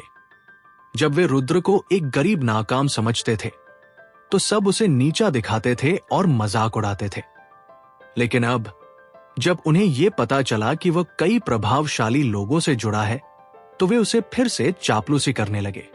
जब रुद्र बैठ गए, पृथ्वीराज ने संक्षेप में उनके परिवार के बारे में पूछा, लेकिन कुछ देर बाद जवाब ना मिलने पर उसने सोचा कि शायद रुद्र इन बातों को छुपाना चाहता है, इसलिए उसने और अधिक सवाल नहीं किए। इसके बजाय उसने प्रिया की ओर मुड़ते हुए कहा, प्रिया, दादाजी ने अभी चेक किया और कल अच्छा दिन है। क्यों न तुम और रुद्र अपना विवाह प्रमाण पत्र ले आओ, फिर हम तुम्हारी शादी के लिए एक शुभ दिन चुन सकते हैं। प्रिया ने जल्दी में कहा, दादाजी, क्या आप भूल गए? आज आपने कहा था कि जब तक आप मेहरा परिवार में हैं, रुद्र मुझे कभी नहीं ले जा पाएगा। अब आप अचानक ऐसा क्यों बोल रहे हैं? क्या आपने अपनी ही बात भूल दी? जैसे ही उसके शब्द निकले, पूरे रेस्तरां में घना सन्नाटा छा गया। प्रिया के शब्द सुनकर पृथ्वीराज का चेहरा अजीब सी मुस्कान के साथ जड़ सा हो गया। उसे लगा कि उसकी वर्तमान हरकतें थोड़ी ज्यादा स्पष्ट हो गई हैं। जो कुछ भी मेरे और रुद्र के बीच है वो तुम्हारा मामला नहीं है। मुझे पता है कि तुम सभी उसकी स्थिति और पृष्ठभूमि की वजह से चाहती हो कि मैं उससे शादी करूं, लेकिन वह मेरा मंगेतर है, मेहरा परिवार का नहीं। चाहे वह अमीर हो या नहीं, इससे तुम्हें कोई फर्क नहीं पड़ता। मैं नहीं चाहता कि तुम में से कोई भी उसके खिलाफ साजिश करे। प्रिया ने ईमानदारी से अपनी भावनाओं को व्यक्त किया। उसने ये शब्द उसकी रक्षा करने के लिए कहे थे। पृथ्वीराज ने उसे देखा। उसका चेहरा बहुत ही अजीब था। वो शब्दों से परे था। प्रिया, तुमने इस बयान में थोड़ी ज्यादा बढ़ोतरी कर दी। तुम्हारे दादाजी का कोई बुरा इरादा नहीं था। हम सभी बस तुम्हारे भले के बारे में सोच रहे थे। यशवर्धन ने थोड़ी देर सोचा और आगे बढ़ते हुए उसे नरमी से समझाने की कोशिश की। अगर तुम्हारा इरादा ऐसा नहीं था तो ठीक है, मैं सिर्फ अपनी बात रखना चाहती थी। मुझे रुद्र से जो चाहत है वो उसके रूप और पैसा से अलग है और मैं नहीं चाहती कि कोई और हमारे रिश्ते में दखल दे। प्रिया ने आंसू भरी आंखों से कहा। सभी लोग उसे देख रहे थे। उनके चेहरे पर एक प्रकार की असहायता और शर्मिंदगी थी। रुद्र, चलो। कोई भी कुछ नहीं बोल रहा है। प्रिया ने रुद्र का हाथ पकड़ा और कमरे की ओर चल दी। कजिन, तुम कितनी कूल हो। माया ने उसकी जाती हुई आकृति को देखा और अपनी ईर्ष्या व्यक्त की। बाकी लोग गहरे विचारों में डूबे हुए थे और उनके मन में कोई साफ विचार नहीं था। प्रिया ने उसे मेहरा परिवार द्वारा तैयार किए गए कमरे में ले जाया। कमरे का साज सज्जा बहुत ही शानदार था। जो बाहर के होटलों से बहुत आगे था। अगर आज रुद्र ने रेस्टोरेंट में जो प्रदर्शन किया ना होता तो वो कभी भी मेहरा परिवार के आंगन के सबसे छोटे कमरे में भी नहीं रुक पाता। ऐसे कमरे में तो बिल्कुल नहीं। कमरे में घुसने के बाद प्रिया कुर्सी पर बैठ गई और चिढ़े हुए भाव से बोली, मेरे दादाजी और बाकी लोग बस बहुत अधिक हो गए हैं। अगर वे तुम्हारे साथ अच्छे संबंध रखना चाहते हैं तो उन्हें इतना स्पष्ट नहीं होना चाहिए था, है ना? तुम उन्हें सच बता सकती थी। मुझे लगता है कि अगर तुम स्थिति साफ कर देती तो वे इस तरह से नहीं चलने देते। रुद्र ने शांति से जवाब दिया, मैं भी सच बताना चाहती थी, लेकिन फिर मुझे लगा अगर मैं सब कुछ बता देती तो वे निश्चित रूप से तुम्हारा अपमान जारी रखते। तो अच्छा यही है कि कुछ ना बताओ। कम से कम वे तुम्हें एक अमीर उत्तराधिकारी समझेंगे और तुम्हें तंग नहीं करेंगे। प्रिया ने निराशा से कहा, समझ गया, और हल्का सा सिर हिलाया। रुद्र, कभी कभी तुम बहुत अच्छे होते हो, इसलिए लोग तुम्हारा फायदा उठा लेते हैं। क्या तुम्हें लगता है कि अगर मैं तुम्हारा हाल बताऊं तो वे तुम्हारा नजरिया बदल देंगे? बिल्कुल नहीं। अब वे तुम्हें एक अमीर उत्तराधिकारी मानते हैं, इसलिए वे तुम्हें खुश करने की पूरी कोशिश कर रहे हैं। लेकिन अगर वे जानते कि तुम गरीब हो तो वे तुम्हारा हर तरह से अपमान करते। तो तुम्हें उन्हें कुछ भी नहीं बताना चाहिए। उन्हें अपनी कल्पनाएं चलाने दो। आखिरकार भविष्य में तुम्हें उनके साथ ज्यादा मिलने का मौका नहीं मिलेगा। प्रिया ने गंभीरता से कहा, तुम सही हो। रुद्र थोड़ा अपराधबोध महसूस करते हुए अब उससे बहस नहीं किया। कुछ और दिन रुक लो, फिर हम मुंबई लौटेंगे। मैं यहां ज्यादा नहीं रहना चाहती। प्रिया ने आह भरते हुए धीरे से कहा, तो जब तुमने कहा कि तुम मुझे पसंद करती हो, क्या वो सच था या झूठ?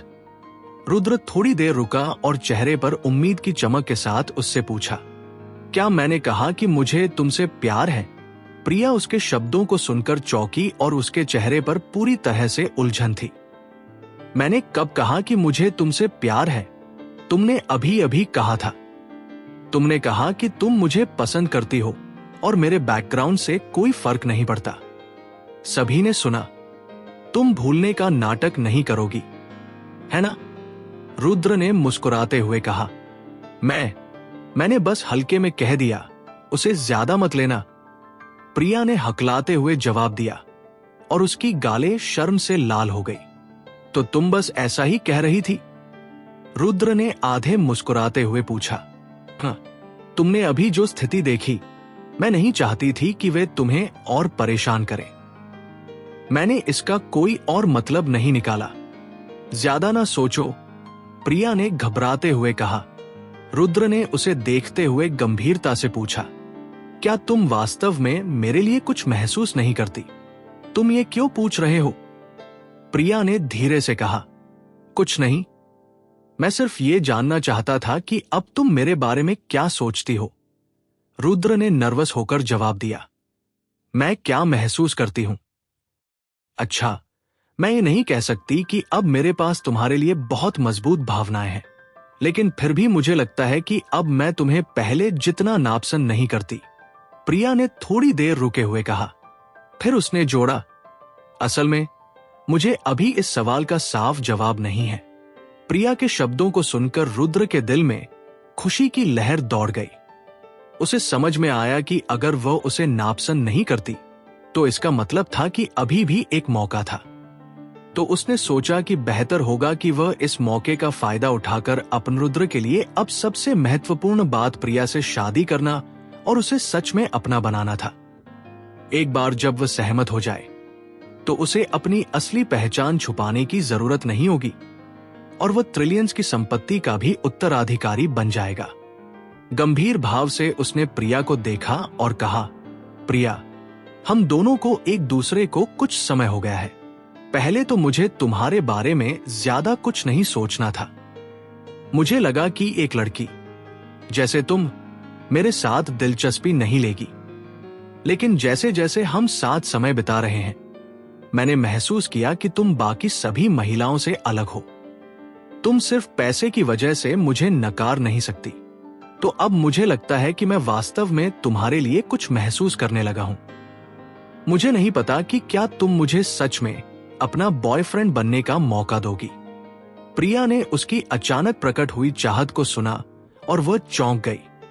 उसकी नजरें उस पर स्थिर हो गई, ये समझने की कोशिश करती हुई कि अब क्या जवाब दे। रुद्र का इजहार सुनकर प्रिया स्तब्ध हो गई। यह कहना झूठ होगा कि उसे रुद्र के लिए कोई भावना नहीं है। जब से उसने रुद्र के साथ समय बिताना शुरू किया, उसने महसूस किया कि गरीब होने के अलावा रुद्र में और कोई कमी नहीं थी। हालांकि गरीब होना उसके लिए कोई समस्या नहीं थी। वह मानती थी कि अगर वह मेहनत करने को तैयार है तो वह किसी सामान्य व्यक्ति से कहीं अधिक ताकतवर बन सकती है, भले ही वह अत्यधिक समृद्ध न भी हो। आखिरकार रुद्र के पास ऐसी कनेक्शंस हैं जिनसे सामान्य लोग तुलना भी नहीं कर सकते। वो बस निहाल से पूछकर एक ऐसी नौकरी पा सकता था जिसे सामान्य लोग कभी सपना भी नहीं देख सकते थे। हालांकि उसे रुद्र के प्रति हल्का आकर्षण महसूस हो रहा था, लेकिन उसके अचानक इजहार ने उसे चौंका दिया और उसे ये समझ नहीं आ रहा था कि कैसे जवाब दे। प्रिया, मैं सच में तुम्हें पसंद करता हूं। मुझे पता है तुम सोच सकती हो कि मैं सक्षम नहीं हूं, लेकिन मैं जरूर मेहनत करूंगा। क्या तुम मुझे एक मौका दे सकती हो? उसने प्रिया से कहा। प्रिया ने गहरी सांस ली और धीरे से कहा, रुद्र, मैं सच में अभी नहीं जानती कि कैसे जवाब दूं। मुझे पता है तुम मुझे सच में पसंद करते हो, लेकिन क्या तुम मुझे इसे सोचने का थोड़ा समय दे सकते हो? ठीक है, क्योंकि उसने उसे नकारा नहीं किया, इसका मतलब था कि अब भी उम्मीद है। रुद्र ने बिना किसी जल्दबाजी के उत्तर देने के लिए प्रिया को कुछ समय देने का फैसला किया। धन्यवाद रुद्र, अब देर हो रही है, मुझे अब वापस जाना होगा। उसने हल्की सी मुस्कान के साथ और चेहरा लाल करते हुए कहा, अगर तुमने फैसला कर लिया हो तो कृपया मुझे जल्दी से बता देना, रुद्र ने कहा जब वह जाने वाली थी। चिंता मत करो, मैं तुम्हें जरूर बताऊंगी। उसने हल्के से सिर हिलाया, फिर मुड़ी और उसके कमरे से बाहर चली गई। प्रिया के जाने के बाद रुद्र बिस्तर पर अकेला लेटा और मूर्खतापूर्वक मुस्कुराया, क्योंकि उसे विश्वास था कि वह उसे नकारेगी नहीं। पहले की उसकी प्रतिक्रिया से रुद्र समझ गया था कि उसे मौका मिल सकता है। एक बार जब उसने प्रिया को जीत लिया तो वह सही से $1 ट्रिलियन की संपत्ति का वारिस बन सकता था। तब उसे अपनी असली पहचान छिपाने की जरूरत नहीं रहेगी।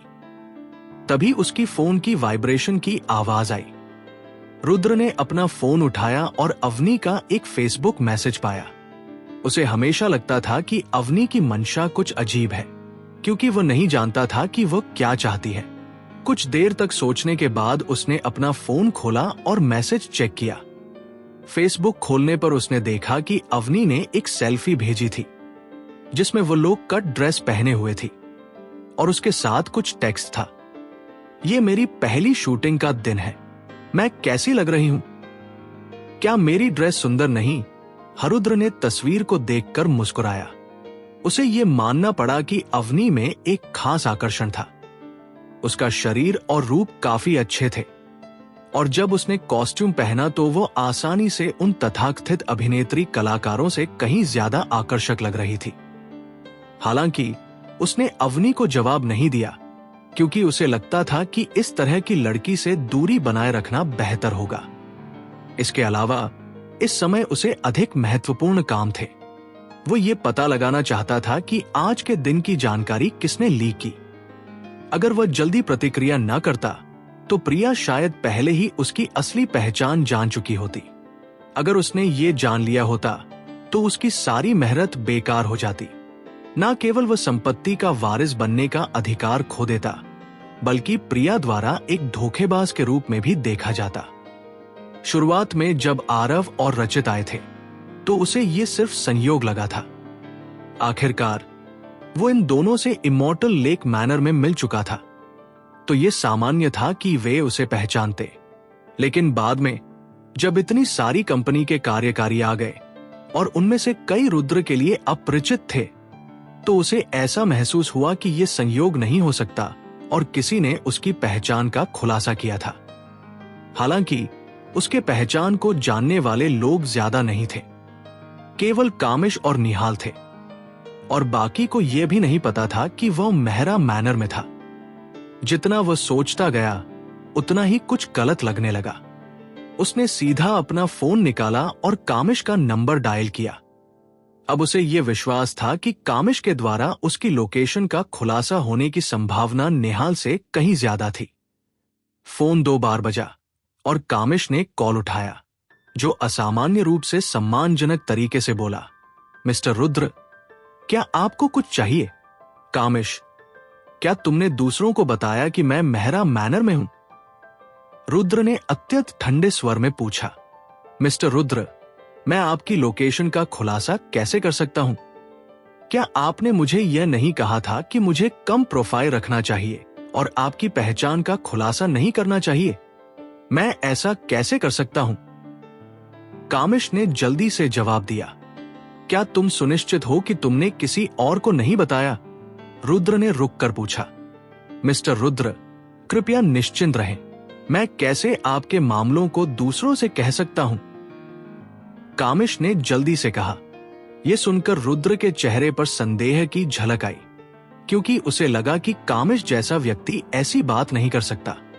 कुछ देर सोचने के बाद उसने कहा, ठीक है, मैं और जांच करूंगा। ठीक है मिस्टर रुद्र, अगर आपको कुछ चाहिए हो तो सीधे मुझे कॉल करें। ठीक है, रुद्र ने सिर हिलाया और फोन काट दिया। फोन काटने के बाद उसने निहाल, रजत और आरव को कॉल किया ये जानने के लिए कि किसने जानकारी लीक की, लेकिन अंत में उसे कोई जवाब नहीं मिला। यह उसे और भी उलझन में डाल गया। अगर यह वे लोग नहीं थे जिन्होंने जानकारी लीक की, तो यह कौन कर सकता है? तभी वो सोचते हुए दरवाजे पर हुई दस्तक की आवाज सुनता है। रुद्र, क्या तुम सो रहे हो? प्रिया ने हल्के स्वर में पूछा।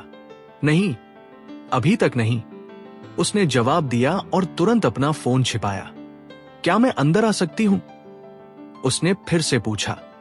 बिल्कुल, उसने जवाब दिया और दरवाजे की ओर बढ़ा। दरवाजा खोलने के लिए हाथ बढ़ाया, लेकिन जब उसने दरवाजा खोला तो वो आश्चर्यचकित हो गया। उसका चेहरा बिल्कुल हैरान था, क्योंकि इस समय प्रिया दरवाजे के बाहर खड़ी थी, हाथ में तकिया और कंबल पकड़े हुए, काले फीते के नाइट गाउन में। प्रिया, ये क्या है? उसने हैरान होकर पूछा।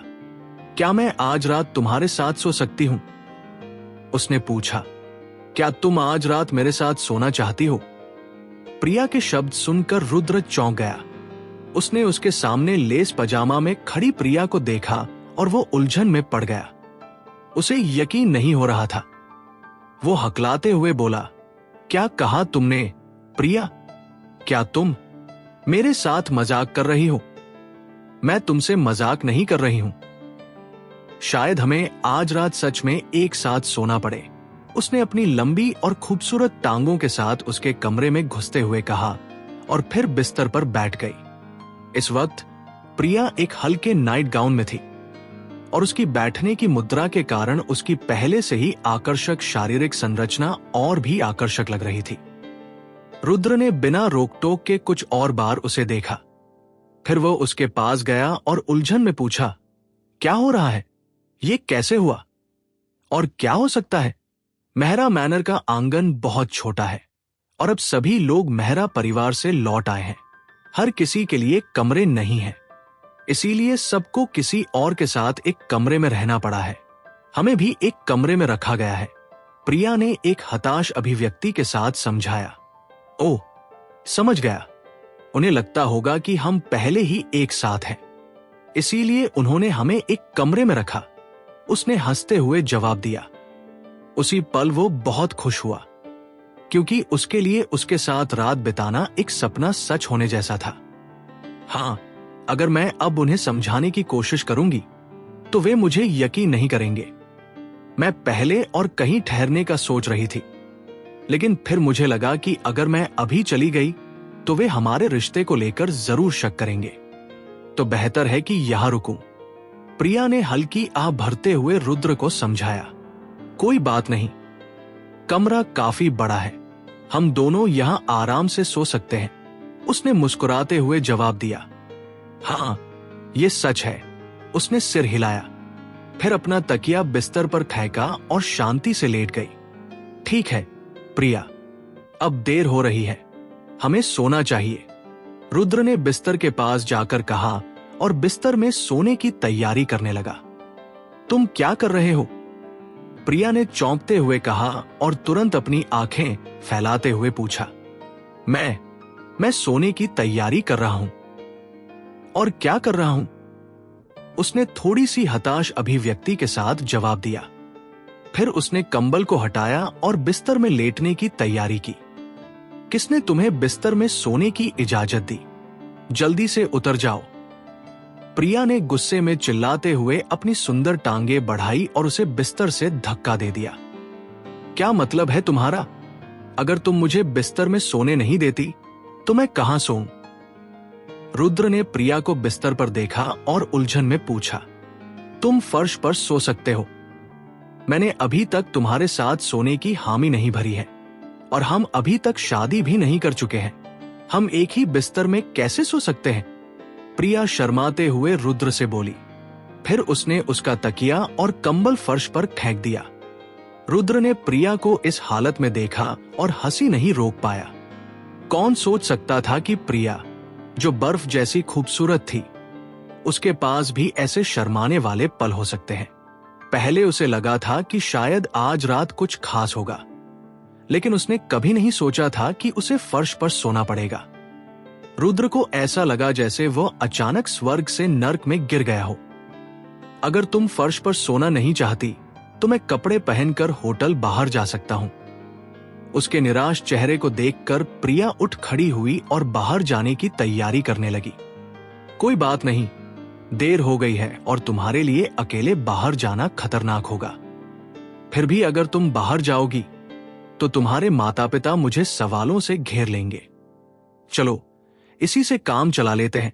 रुद्र ने उसे बेबस होकर रोका और जल्दी से अपना तकिया और कंबल ठीक किया, फिर फर्श पर सोने की तैयारी की। असल में इस वातावरण में फर्श पर सोना उसकी पुरानी लकड़ी की बिस्तर से कहीं बेहतर था। यहां कम से कम कमरे में कालीन था। जब प्रिया ने उसे फर्श पर सोते हुए देखा तो वह थोड़ी सी परेशान हो गई। फिर भी वह रुद्र के साथ एक बिस्तर पर नहीं सो सकती थी, तो अंत में उसने ज्यादा कुछ नहीं कहा और बिस्तर में वापस जाकर कंबल ओढ़ लिया और आराम से सोने लगी। जब उसने देखा कि वह सोने के लिए बिस्तर में लेट गई है तो रुद्र ने लाइट बंद कर दी और सोने की तैयारी की। लेकिन चाहे वह कमरे में एक आदमी की मौजूदगी की वजह से हो या फिर उसे रुद्र के फर्श पर सोने से बीमार होने का डर हो, प्रिया देर तक करवटें बदलती रही और सो नहीं पाई। उसने अपनी तरफ देखा और कुछ समय के लिए संकोच करने के बाद धीरे से पूछा, क्या तुम सो गए हो? नहीं। क्यों? क्या तुम्हें फर्श पर सोने से ठंड लग रही है? उसने सोचा कि वह सेल्फिश है जो बिस्तर पर सो रही है और वो फर्श पर सो रहा है, तो उसने धीरे से पूछा, कोई बात नहीं, मुझे कंबल मिला हुआ है, लेकिन हवा चलने से थोड़ा ठंडा लगता है, उसने शांति से जवाब दिया।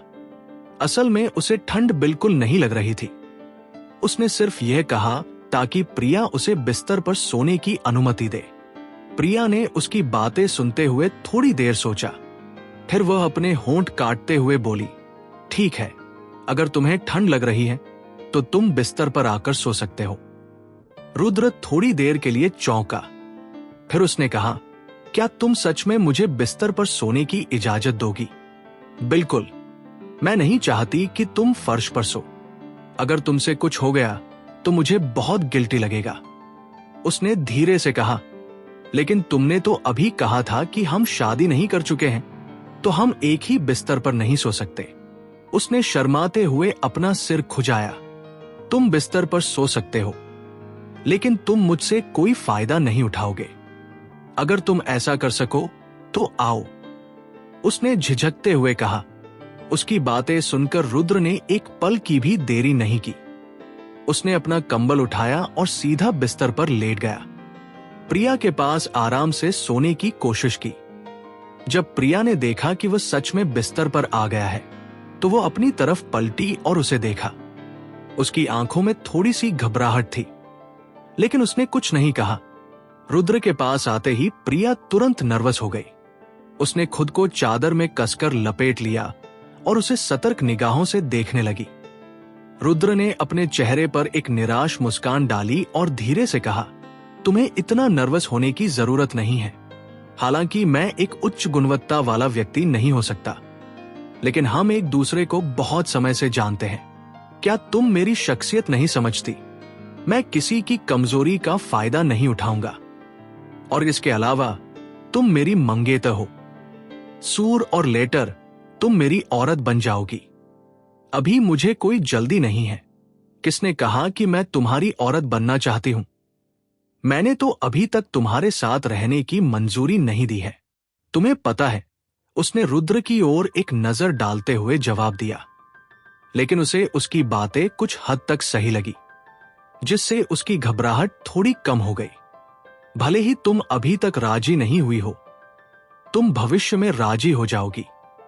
चिंता मत करो, तुम्हारी सहमति के बिना मैं तुम्हारे साथ कुछ नहीं करूंगा। बस आराम से सो जाओ। रुद्र ने निराश होकर कहा, क्या तुम सच कह रहे हो? उसने धीरे से पूछा। बिल्कुल सच है, अब सो जाओ। उसने उसे आश्वस्त किया और फिर अपना सिर मोड़ लिया। वो थोड़ी देर तक हिचकिचाई, फिर अपनी आंखें बंद कर सोने की तैयारी करने लगी। शायद उस दिन की घटनाओं की वजह से वो थोड़ी थकी हुई महसूस कर रही थी, इसीलिए वो जल्दी ही सो गई। रुद्र ने अपना सिर घुमाया और उसे देखा। यह पहला मौका था जब उसने उसे इतनी करीब से देखा। उसकी नाजुक और सुंदर चेहरे ने उसके दिल को छू लिया। इस पल में वो गहरी नींद में सो रही थी और वो उसकी हल्की सांसें सुन सकता था। उसकी नाजुक त्वचा और उस पर से आने वाली आकर्षक खुशबू को देखते हुए और उसके लेस नाइट गाउन को देखकर रुद्र की नजरें इच्छा से जल उठीं और उसका दिल उत्तेजना से भर गया। वो बिना चाह के अपनी लार को निगल गया और उन विचारों को हटाने के लिए अपना सिर हिलाया, लेकिन उसी क्षण प्रिया ने हल्का सा हिलते हुए अपनी दिशा बदल दी और उसकी ओर मुड़ गई। यह ठीक था कि वह सिर्फ इस तरह मुड़ी, क्योंकि अभी भी उनके बीच कुछ दूरी थी। लेकिन जैसे ही उसने मुड़ा, उसके शरीर के हिस्से अचानक उभर कर सामने आ गए। अब वो बिल्कुल भी नहीं सो सकता था। वहीं दूसरी ओर वो गहरी नींद में सो रही थी। कभी कभी एक हल्की सी सिसकी भरते हुए रुद्र की नजरों में हर चीज एक खुला प्रलोभन बन गई थी। उसे महसूस हुआ कि वह अपने दिल की इच्छाओं को रोक नहीं पा रहा था। तभी उसे एक कहानी याद आई जो उसने ऑनलाइन पढ़ी थी। वो एक युवा जोड़े के बारे में थी जो होटल के कमरे में ठहरे थे। लड़की ने कहा, अगर तुमने मुझे छुआ तो तुम जानवर हो। तो लड़के ने पूरी रात उसे छुआ नहीं, लेकिन अगली सुबह लड़की ने उसे जानवर कहा और चली गई क्योंकि उसने कुछ नहीं किया। अब वही स्थिति हो रही थी। अगर उसने प्रिया को छुआ तो वो जानवर बन जाएगा, लेकिन अगर उसने कुछ नहीं किया तो वह जानवर से भी बदतर बन जाएगा। वो अब उलझन में महसूस कर रहा था। वह मेरी गर्लफ्रेंड और मंगेतर है। मैं तो बस अपने अधिकारों का थोड़ा पहले इस्तेमाल कर रहा हूं। इसमें कोई समस्या नहीं होनी चाहिए, है ना? उसने खुद को समझाया, फिर अपना दाहिना हाथ उसकी ओर बढ़ाया। लेकिन जैसे ही उसका हाथ उससे छूने वाला था, उसने अचानक रुकते हुए कहा, अगर उसने ये जान लिया कि मैं ये कर रहा हूं, तो क्या मेरी सारी मेहनत बेकार नहीं हो जाएगी? अगर वह ये समझे कि मैं एक पैरवट हूं, तो मुझे अपनी सफाई देने का मौका नहीं मिलेगा। नहीं। रुद्र ने गहरी सांस ली और फिर अपना दाहिना हाथ वापस खींच लिया। वो बिस्तर पर लेट गया और सोने की तैयारी करने लगा। लेकिन उसी पल प्रिया ने फिर से हल्का सा मूव किया। इस बार उसने अपना चेहरा रुद्र के पास लाकर रखा। उसके लाल गालों को देखते हुए वो थोड़ी देर तक हिचकिचाई और धीरे से बुदबुदाया, अगर मैं उसे किस कर लूंगा तो शायद उसे कुछ नहीं पता चलेगा, है ना? ये कहने के बाद उसने हल्के से उसके होठों को चूम लिया। हालांकि वो उसे जगह न दे, इसलिए जैसे ही उनके होंठ मिले उसने तुरंत दूर हो गया ताकि उसे कोई एहसास ना हो। फिर भी इस सब के बावजूद वो पहले ही बहुत संतुष्ट था। प्रिया को चूमने के बाद उसने अपनी आंखें बंद की और सपनों की दुनिया में खो गया। ढीबंदी के एक विला में शानदार लिविंग रूम में एक आदमी सोफे पर बैठकर टीवी देख रहा था। आदमी का चेहरा बहुत ही हैंडसम था और उसकी बगावत भरी शक्ल ने अनगिनत युवतियों को मोहित किया था। हालांकि उसकी आंखों में एक ठंडक थी जो किसी को भी सिहरन से भर देती थी। आदमी के पास एक सुंदर महिला बैठी थी। महिला ने अपनी ऊपर की बॉडी पर स्टैपलेस टी शर्ट पहनी थी और लंबी सफेद टांगे ढकी हुई हॉट पट पहनी थी। उसने काले रंग के हाई हील सैंडल पहने थे जिससे उसकी खूबसूरत आभा और भी बढ़ गई थी। इस वक्त महिला अपने हाथों में एक भूरा टेडी बियर पकड़े हुए थी और वह बियर उसके शरीर से सटकर रगड़ते हुए उसकी बाहों में समाई हुई थी। यह सामान्य क्रिया ही अनगिनत पुरुषों के लिए आकर्षक थी। Ring ring. उसी समय आदमी का फोन जो टेबल पर रखा था अचानक बजने लगा। यह डेवनपोर्ट से खबर होनी चाहिए, आदमी ने खुद से कहा। फिर फोन उठाकर गर्व से बोला, हेलो सर, हमारी योजना विफल हो गई है। दूसरी ओर से आदमी की आवाज घबराई हुई सुनाई दी। इन शब्दों को सुनकर आदमी का चेहरा तुरंत ही बदले हुए भाव से देखने को मिला। उसने दांत पीसते हुए कहा, क्या हुआ? योजना कैसे विफल हो सकती है? मुझे समझाओ। मैंने पहले ही यह जानकारी डेवन के उन बॉसों को दे दी थी, लेकिन मुझे समझ में नहीं आ रहा कि क्या हुआ। मेहरा परिवार को अभी तक रथविक की असली पहचान नहीं मिली है। इन शब्दों को सुनते ही आदमी ने अपना फोन जमीन पर फेंक दिया। क्रोधित नजरों से घूरते हुए चिल्लाया, मूर्ख! वे सब बेकार के मूर्ख हैं। वे इतनी छोटी सी बात भी नहीं संभाल पाए।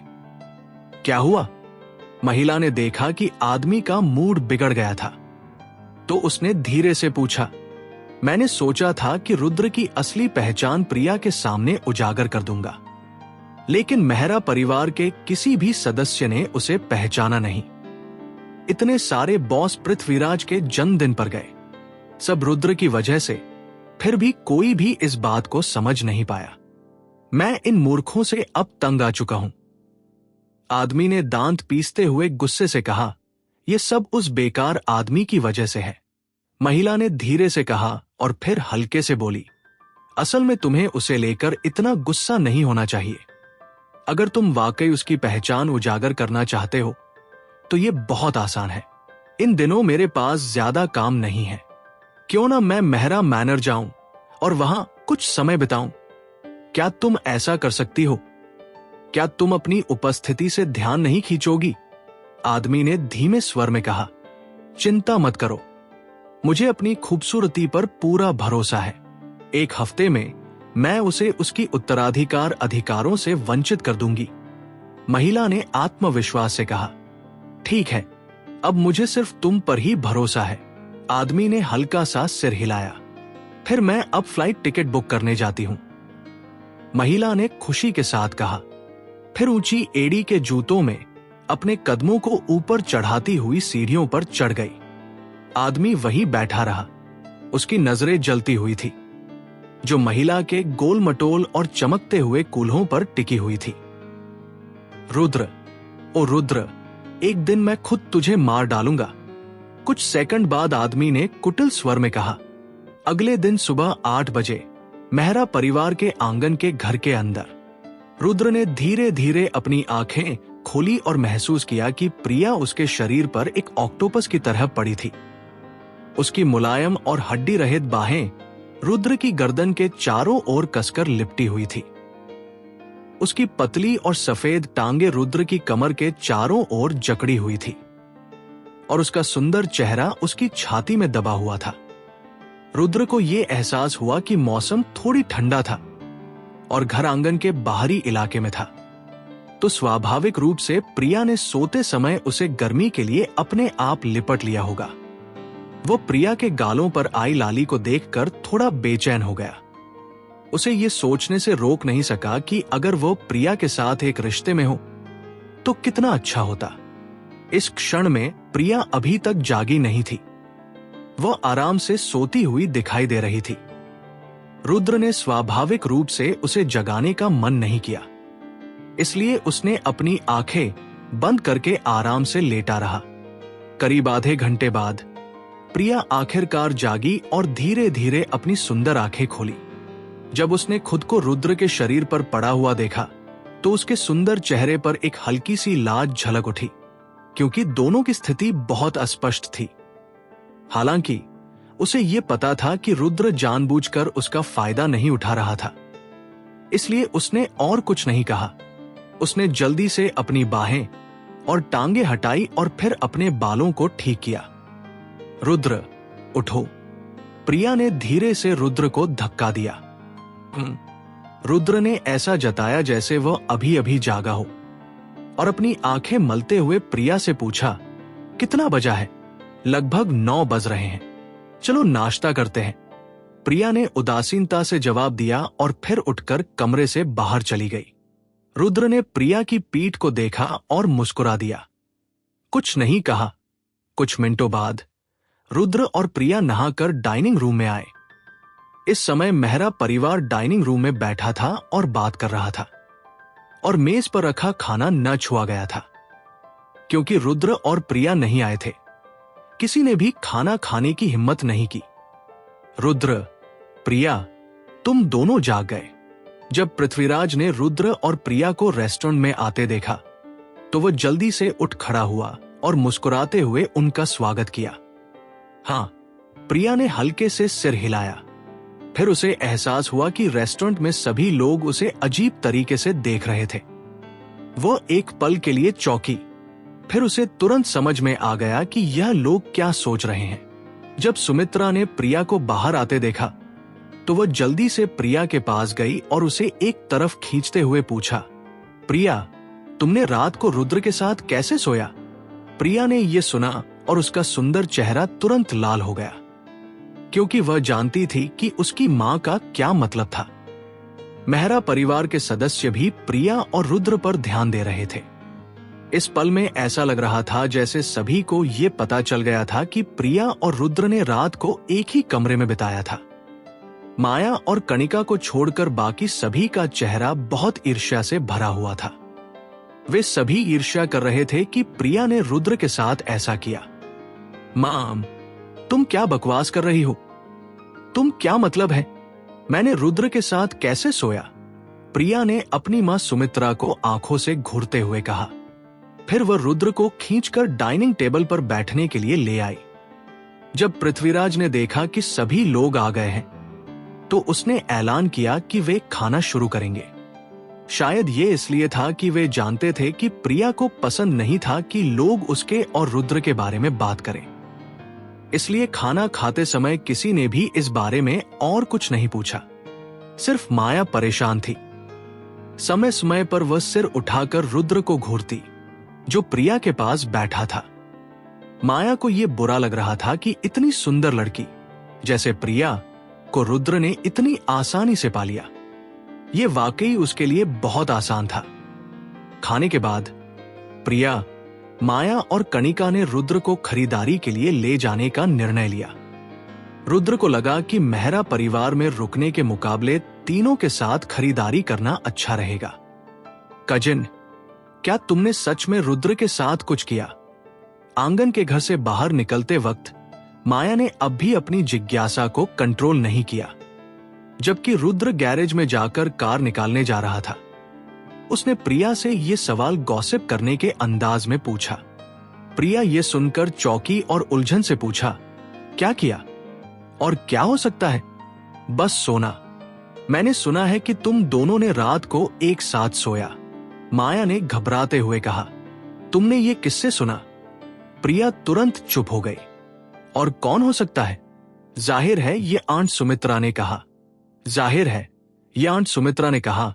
इस सुबह उसने इस बारे में डाइनिंग रूम में बात की। तो अब मेहरा परिवार में हर कोई जानता है कि तुमने रुद्र के साथ सोया। कणिका ने बेमन से कहा। मां ने ऐसा कैसे कहा? भले ही मैं रुद्र के साथ एक ही कमरे में सोई थी, हमारे बीच कुछ भी नहीं हुआ। वो फर्श पर सोया और मैं बिस्तर पर। प्रिया ने एक असमर्थ चेहरे के साथ समझाया, समझ गई, मुझे लगा कि तुम सच में रुद्र के साथ सोई थी। कणिका ने हल्की मुस्कान के साथ जवाब दिया, हम दोनों एक दूसरे को इतने समय से जानते हैं, क्या तुम नहीं जानती मेरी परवरिश? मैंने रुद्र के साथ होने का वादा नहीं किया है, तो मैं उससे क्यों सोऊं? प्रिया ने अपनी बड़ी और चमकदार आंखों से कहा, फिर जोड़ा, मेरी मां इतनी जल्दी मुझसे रुद्र के साथ होने की चाहत रखती है कि वह दूसरों से ये सब कह देती है। रुद्र अब पहले वाला गरीब लड़का नहीं रहा। हमारे बुजुर्गों की नजर में रुद्र अब एक सुपर रिच सेकंड जनरेशन हीर है। आंटी नहीं चाहेगी कि तुम रुद्र को खो दो। कणिका ने बेचारी नजरों से कहा, हाँ। यह सुनकर प्रिया ने हिम्मत से आह भरी। कुछ कहने को नहीं था। बाकी लोग जो चाहे सोचे, उसकी नजर में रुद्र वही गरीब लूजर है। वह बस निहाल से मिलने के लिए भाग्यशाली था। जब तक मेरी कजिन ने रुद्र के साथ नहीं सोया, मैं उस कुत्ते को नहीं छोड़ना चाहती, माया ने शरारत से कहा। प्रिया ने माया को बेचारी नजरों से देखा। अगर उसने जान लिया होता कि मेहरा परिवार की ऐसी प्रतिक्रिया होगी, तो वो रुद्र को अमीर सेकंड जनरेशन उत्तराधिकारी के रूप में ना होने देती। ठीक है, अब बस चुप रहो। रुद्र यहां है, कार में चलो। इस समय कणिका ने देखा कि रुद्र ने अपनी मर्सिडीज बेंज को गैरेज से बाहर निकाला। उसने प्रिया और माया को कार की ओर खींचते हुए कहा। मुंबई एयरपोर्ट पर उसी समय एक बोइंग 747 जो अमेरिका से आ रहा था, मुंबई में लैंड हुआ। 5 मिनट बाद एक खूबसूरत महिला, जिसका आकर्षक फिगर था और जो सेक्सी कपड़े पहने हुए थी, धीरे धीरे प्लेन से बाहर निकली। उसकी कंधे पर एक लिमिटेड एडिशन गच्ची बैग लटक रहा था। इंस्टेंट में सभी पुरुषों का ध्यान इस खूबसूरत महिला पर केंद्रित हो गया। यह खूबसूरत महिला सफेद स्ट्रैपलेस टॉप और नेवी ब्लू स्कर्ट पहने हुए थी। उसकी लंबी और गोरी टांगे काले स्टॉकिंग्स में कसकर लिपटी हुई थी और उसने लाल हाई हील्स पहने थे। उसका निखरी हुई चेहरा और सेक्सी फिगर उसे बेहद आकर्षक बना रहे थे। जो पुरुष अभी अभी प्लेन से उतरे थे और यहां तक कि एयरपोर्ट के कर्मचारी, जो खूबसूरत फ्लाइट अटेंडेंट्स को देखकर अभ्यस्त हो चुके थे, वे इस महिला को देखकर अपनी लार को निगलने लगे। वे सोचने लगे कि इस तरह की खूबसूरत महिला के साथ होना कैसा लगता होगा। यह महिला बहुत लंबी थी और हाई हील्स पहनने के बाद वह और भी लंबी दिख रही थी। उसकी लंबाई करीब 1.8 मीटर थी। यह ऊंचाई यहां मौजूद अधिकांश पुरुषों को मात देने के लिए काफी थी। इसके अलावा उसकी हर मुस्कान और भाव उसके आकर्षण को और बढ़ा देती थी, जैसे वह आसानी से इन सभी पुरुषों को अपनी ओर खींच सकती थी। हालांकि यह इस महिला का सबसे आकर्षक पहलू नहीं था। उसका सबसे आकर्षक पहलू उसके होंठ थे। उसकी ऊंची नाक के नीचे उसके होंठ बेहद नाजुक और खूबसूरत थे, जैसे 2 गुलाबी रंग के फूल जो अभी अभी खिले हों। शायद इसलिए कि वह थोड़ी प्यास महसूस कर रही थी या फिर कुछ सोच रही थी। उसने अनजाने में अपने होठों को चाटा। वो बेहद आकर्षक लग रही थी, लेकिन साथ ही उसकी आंखों में ठंडक और गरिमा का एक संकेत था। सभी की नजरों के बीच वो खूबसूरत महिला अपनी गुच्छी बैग के साथ एयरपोर्ट लॉबी से बाहर चली गई। फिर उसने सामने के चौक को देखा और एक मोहक मुस्कान के साथ कहा, रुद्र, मैं यहां हूं। क्या तुमने सोचा है कि अपनी बहन को कैसे मारना चाहते हो? ये कहने के बाद महिला ने अपना फोन निकाला और कॉल किया। हेलो भाई, मैं मुंबई पहुंच चुकी हूं, उसने हल्के स्वर में कहा। फोन के दूसरी ओर एक पुरुष की आवाज आई, ठीक है, समझ गया। अर्जुन और बाकी लोग तुम्हें एयरपोर्ट पर लेने के लिए पहुंच गए होंगे। ठीक है, महिला ने सिर हिलाया और फोन काट दिया। ब्यूटी, तुम कहां जा रही हो? क्या मैं तुम्हारे लिए एक जगह दे सकता हूं? जैसे ही महिला ने फोन काटा, एक मध्य आयु का पुरुष, जो काफी घटिया दिखाई दे रहा था, महिला के पास आकर मुस्कुराते हुए पूछा। महिला ने यह सुना तो उसने मुंह बनाया और उसकी आंखों में घृणा की झलक दिखाई। वो बिना कोई भावनाएं दिखाए बोली, कोई जरूरत नहीं। मध्य आयु के आदमी ने यह सुना तो वो थोड़ा निराश हुआ, लेकिन फिर भी उसने हार मानने का नाम नहीं लिया। उसने फिर से कहा, मैम, असल में मैं तुम्हें खाने पर ले जाना चाहता हूं। क्या तुम मेरे साथ? तुम जैसे आदमी के लिए मेरे साथ खाना खाना तुम लायक नहीं हो। दूर हटो, वरना मुझे गुस्सा आ जाएगा। महिला ने अपनी आंखें सिकोड़ते हुए अपने लाल और आकर्षक होठ खोलते हुए कहा। उसके शब्द पूरी तरह दबंग थे। तुम? मध्य आयु के आदमी ने यह सुना तो उसका चेहरा तुरंत बिगड़ गया। उसने दांत भीते हुए गुस्से से चिल्लाया, क्या तुम जानती हो कि मैं कौन हूं? तुम मेरे सामने इतनी बदतमीजी कैसे कर सकती हो? बे! उससे पहले कि वो कुछ और कह पाता, महिला ने अपनी छोटी सी हाथ उठाया और उस आदमी के चेहरे पर थप्पड़ जड़ दिया।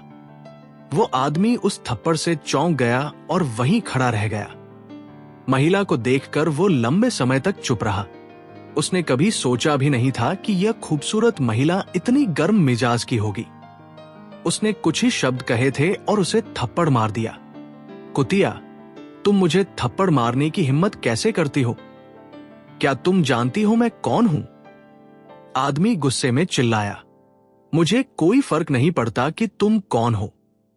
अगर तुम मुझे ऐसी गाली दोगे तो तुम सिर्फ मरने के लायक हो। महिला ने बर्फीली आवाज में कहा और फिर चल पड़ी। जब उस आदमी ने देखा कि महिला जा रही है तो उसने उसका हाथ पकड़ने की कोशिश की, लेकिन उससे पहले कि वह महिला के हाथ को छू पाता, 5 या 6 मजबूत आदमी काले सूट पहने एक ऑफरोड वाहन से बाहर कूदे और तुरंत उस आदमी को जमीन पर गिरा दिया। फिर वे आदमी को पीटने लगे, बिना किसी परवाह के जो भी लोग वहां खड़े थे। साथ ही एक सफेद सूट पहने मध्य आयु का आदमी महिला के पास आया और सम्मानपूर्वक कहा, मैम, मुझे खेद है कि हम देर से आए। एयरपोर्ट के यात्री यह देखकर हक्के बक्के रह गए। यह आदमी अर्जुन था, जो मुंबई में शौर्यवीर सिंह जितना प्रसिद्ध था। अर्जुन को इतना सम्मान देने का मतलब यह था कि इस महिला का बैकग्राउंड कितना खतरनाक होगा। अर्जुन पहले मुंबई का एक बहुत बड़ा नाम था। बाद में विभिन्न कारणों से उसकी कंपनी को बंद कर दिया गया और उसकी जगह एक कंपनी बनी जिसका नाम फॉर्चूना कंपनी था। अब अर्जुन फॉर्चूना कंपनी का जनरल मैनेजर था, लेकिन इसे कंपनी कहने के बजाय जो वह अब कर रहा था, वह पहले जो कंपनी करता था उससे अलग नहीं था। बस नाम बदलकर बेहतर किया गया था। यह कहा जाता था कि फॉर्चूना कंपनी के लगभग 1000 शेयर होल्डर्स थे। इस पैमाने पर वो शौर्यवीर सिंह के बराबर था। बस शौर्यवीर सिंह को निहाल का समर्थन था, इसलिए अर्जुन इतना प्रसिद्ध नहीं था। तैयारी कैसी चल रही है? महिला ने अर्जुन से बिना किसी भावनाओं के पूछा। चिंता मत करो मैम, मैंने सब कुछ तैयार कर लिया है, अर्जुन ने जल्दी से जवाब दिया। अच्छा, महिला ने सिर हिलाया और लैंड रोवर की ओर बढ़ी। अर्जुन महिला के पीछे चल पड़ा और सावधानी से पूछा, मैम, क्या आप मुंबई में कुछ दिन आराम करना चाहेंगी या सीधे मेहरा स्टेट जाना चाहेंगी? महिला थोड़ी देर के लिए रुकी और फिर बोली, मुंबई में करने को कुछ खास नहीं है, तो सीधे मेहरा स्टेट चलते हैं। मैं रुद्र से मिलकर इंतजार नहीं कर सकती। ठीक है, अर्जुन ने जल्दी से सिर हिलाया और फिर कहा, मैम, उस आदमी के साथ आप अब क्या करना चाहेंगी जो अभी सामने आया था? बस उसे नाकाम कर दो, महिला ने शांति से जवाब दिया। उसके चेहरे पर कोई भाव नहीं था, जैसे वो किसी कीड़े से निपट रही हो। ब्यूटी ने लैंड रोवर में सवार होकर धीरे धीरे सबकी नजरों से ओझल हो गई। जो मध्य आयु का आदमी ब्यूटी को छेड़ने की कोशिश कर रहा था, वो जमीन पर पड़ा हुआ था और उसे काले कपड़े पहने 5 मजबूत आदमी घेरे हुए थे और मुक्के मार रहे थे। समय समय पर वह दर्द से चीखें मारता था। अनगिनत राहगीरों ने यह दृश्य देखा, लेकिन कोई भी खड़ा होकर कुछ बोलने की हिम्मत नहीं जुटा सका, क्योंकि वे सब जानते थे कि सामने खड़े ये आदमी अर्जुन के लोग थे। मुंबई में शौर्यवीर सिंह को हल्के में लेना आसान नहीं था और अर्जुन तो और भी ज्यादा खतरनाक था। इसी समय रुद्र को इस बात का बिल्कुल भी अंदाजा नहीं था कि खतरा धीरे धीरे उसकी तरफ बढ़ रहा था। वह अभी भी प्रिया, माया और बाकी लोगों के साथ शॉपिंग मॉल में घूम रहा था। पृथ्वीराज की जन्मदिन की पार्टी के बाद रुद्र और प्रिया मेहरा स्टेट में लगभग एक हफ्ते तक रुके रहे। शायद पृथ्वीराज की पार्टी के बाद की घटनाओं के कारण ही सबका रुद्र के प्रति रुख बिल्कुल बदल चुका था। अब कोई भी उसे मजाक नहीं उड़ाता था और ना ही उसका अपमान करता था। इसलिए इस हफ्ते में रुद्र का जीवन काफी आरामदायक था। उसे किसी का चेहरा देखने की जरूरत नहीं थी। अक्सर जब उसके पास दिन में कुछ खास करने को नहीं होता, वह प्रिया, माया और कणिका के साथ शॉपिंग करने चला जाता था या फिर मेहरा स्टेट के आसपास के दर्शनीय स्थानों पर घूमता था। रात को रुद्र प्रिया के साथ एक ही बिस्तर पर सोता था। हालांकि वो दोनों एक ही बिस्तर पर सोते थे, लेकिन रुद्र ने उसके साथ कोई भी गलत काम नहीं किया। वह इस बात का इंतजार कर रहा था कि प्रिया खुद उसे जवाब दे। एक हफ्ता जल्दी ही गुजर गया और रुद्र की छुट्टियां खत्म होने को आई।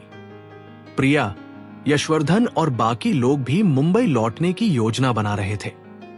हालांकि मेहरा स्टेट में बहुत सी घटनाएं घटी। रुद्र ने अब तक अपनी असली पहचान उजागर नहीं की थी और इसके साथ ही प्रिया के साथ उसका रिश्ता भी धीरे धीरे मजबूत हो रहा था। तो रुद्र अपनी यात्रा से संतुष्ट था। सिर्फ इतना ही नहीं, प्रिया ने रुद्र से वादा किया था कि वो मेहरा स्टेट छोड़ने से पहले उसे अपना फैसला देगी, चाहे वो उसके मंगेतर बनने के लिए तैयार हो या नहीं। इसलिए रुद्र प्रिया के जवाब का इंतजार कर रहा था।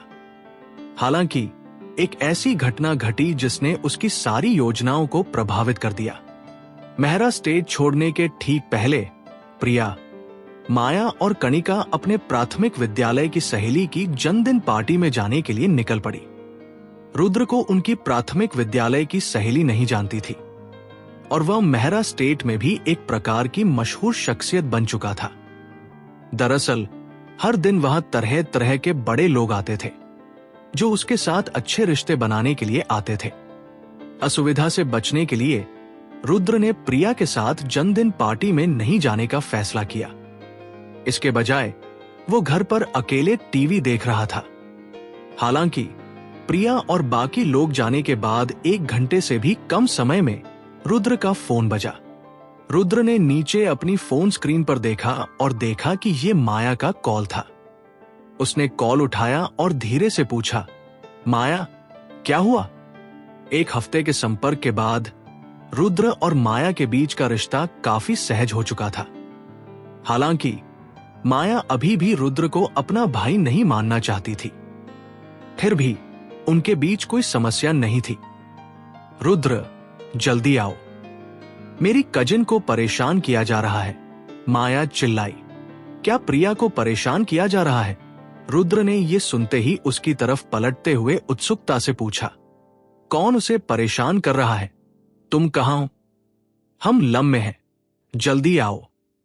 अब मैं तुम्हें ज्यादा नहीं बांट सकती, प्रिया, माया चिल्लाई और फोन काट दिया। माया, कुछ तो गड़बड़ है, प्रिया के साथ कुछ हुआ है। रुद्र ने गहरी सांस ली और फोन काट दिया। फिर उसने टेबल से कार की चाबी उठाई और मेहरा स्टेट से बाहर दौड़ पड़ा। रुद्र को पता था कि लूम वही रेस्टोरेंट है जहां नीरव ने उन्हें एक बार खाना खिलाया था। यह मेहरा स्टेट से ज्यादा दूर नहीं था। 20 मिनट बाद रुद्र रूम में पहुंचा। कार से उतरकर रुद्र बिना किसी सोचे समझे अंदर दौड़ पड़ा। उसने वेटर से पूछा और जल्दी से उस प्राइवेट रूम को ढूंढ लिया जहां प्रिया और बाकी लोग थे। आज जिस लड़की का जन्मदिन था उसका नाम रूपा था। वह प्रिया और कणिका की प्राथमिक विद्यालय की सहेली थी। गुप्ता परिवार की स्थिति धवलपुर में मेहरा परिवार की तरह थी। वे दोनों पीढ़ी दर पीढ़ी संपत्ति वाले परिवार थे। फिर भी रूपा बहुत लोकप्रिय थी और क्योंकि वे सभी प्राथमिक विद्यालय की सहेलियां थी, मेहरा परिवार के ज्यादातर संपन्न वारिस भी उसके जन्मदिन की पार्टी में आए थे। इस समय प्राइवेट रूम में युवा लोग भरे हुए थे। जब रुद्र ने भीड़ में नजर दौड़ाई तो उसने जल्दी से प्रिया और बाकी लोगों को ढूंढ लिया। प्रिया, माया, क्या तुम ठीक हो? रुद्र तेजी से उनके पास पहुंचते हुए उत्सुकता से बोला। रुद्र, तुम अभी तक यहां क्यों आए? मेरी कजिन को पीटा गया है, क्या तुम जानते हो? माया बड़ी पानी जैसी आंखों से चिल्लाई। क्या प्रिया को पीटा गया? रुद्र ने घबराकर प्रिया की ओर मुड़ते हुए पूछा। लूम, एक निजी कमरे में। माया, मुझे बताओ किसने प्रिया को मारा? रुद्र को पता था कि प्रिया शायद उसे ये नहीं बताएगी, इसलिए उसने अपना सिर घुमा और माया पर चिल्लाया। माया को रुद्र के चेहरे का खौफ लगता हुआ दिखा। थोड़ी देर तक चुप रहने के बाद उसने प्रिया के पास खड़े एक युवा आदमी की ओर इशारा करते हुए धीरे से कहा, वो था जिसने मेरी कजिन को मारा। अभी थोड़ी देर पहले माया अपनी बात खत्म भी नहीं कर पाई थी कि रुद्र उस युवा आदमी के पास गया और बेरुखी से पूछा, क्या तुम वही हो जिसने मेरी गर्लफ्रेंड को अभी मारा? रुद्र के सामने खड़ा आदमी था अमन, आर्या, जो रुद्र और प्रिया के साथ कलेक्टिव स्ट्रोक्स में छोटी सी टेंशन में थी। अमन की बहन थी। जब अमन को पता चला कि उसकी बहन आर्या को प्रिया और कणिका ने तंग किया था, तो वो उनका बदला लेने का मौका ढूंढ रहा था। आज उसे संयोगवश प्रिया और कणिका से सामना हो गया, तो वो उन पर चुटकियां लेने से नहीं रुक सका। हालांकि अमन हाल ही में मेहरा स्टेट पर नहीं था, इसलिए उसे पृथ्वीराज के जन्मदिन समारोह में जो हुआ था उसके बारे में कुछ भी नहीं पता था। वो अब भी रुद्र को एक गरीब डिलीवरी बॉय ही समझता था, इसलिए वो प्रिया का मजाक उड़ाते हुए कह रहा था कि वो शादी नहीं कर पाएगी और उसे एक डिलीवरी बॉय को मंगेतर बनाना पड़ा। अमन के दोस्तों ने भी प्रिया का मजाक उड़ाया। प्रिया ने जब सुना कि अमन ने रुद्र का मजाक उड़ाया तो उसे बहुत असहज महसूस हुआ और उसने तुरंत अमन के कमजोर पहलुओं पर हमला किया। अमन का सबसे बड़ा दर्द यह था कि वह अपनी तीज में भी एक बेकार आदमी था।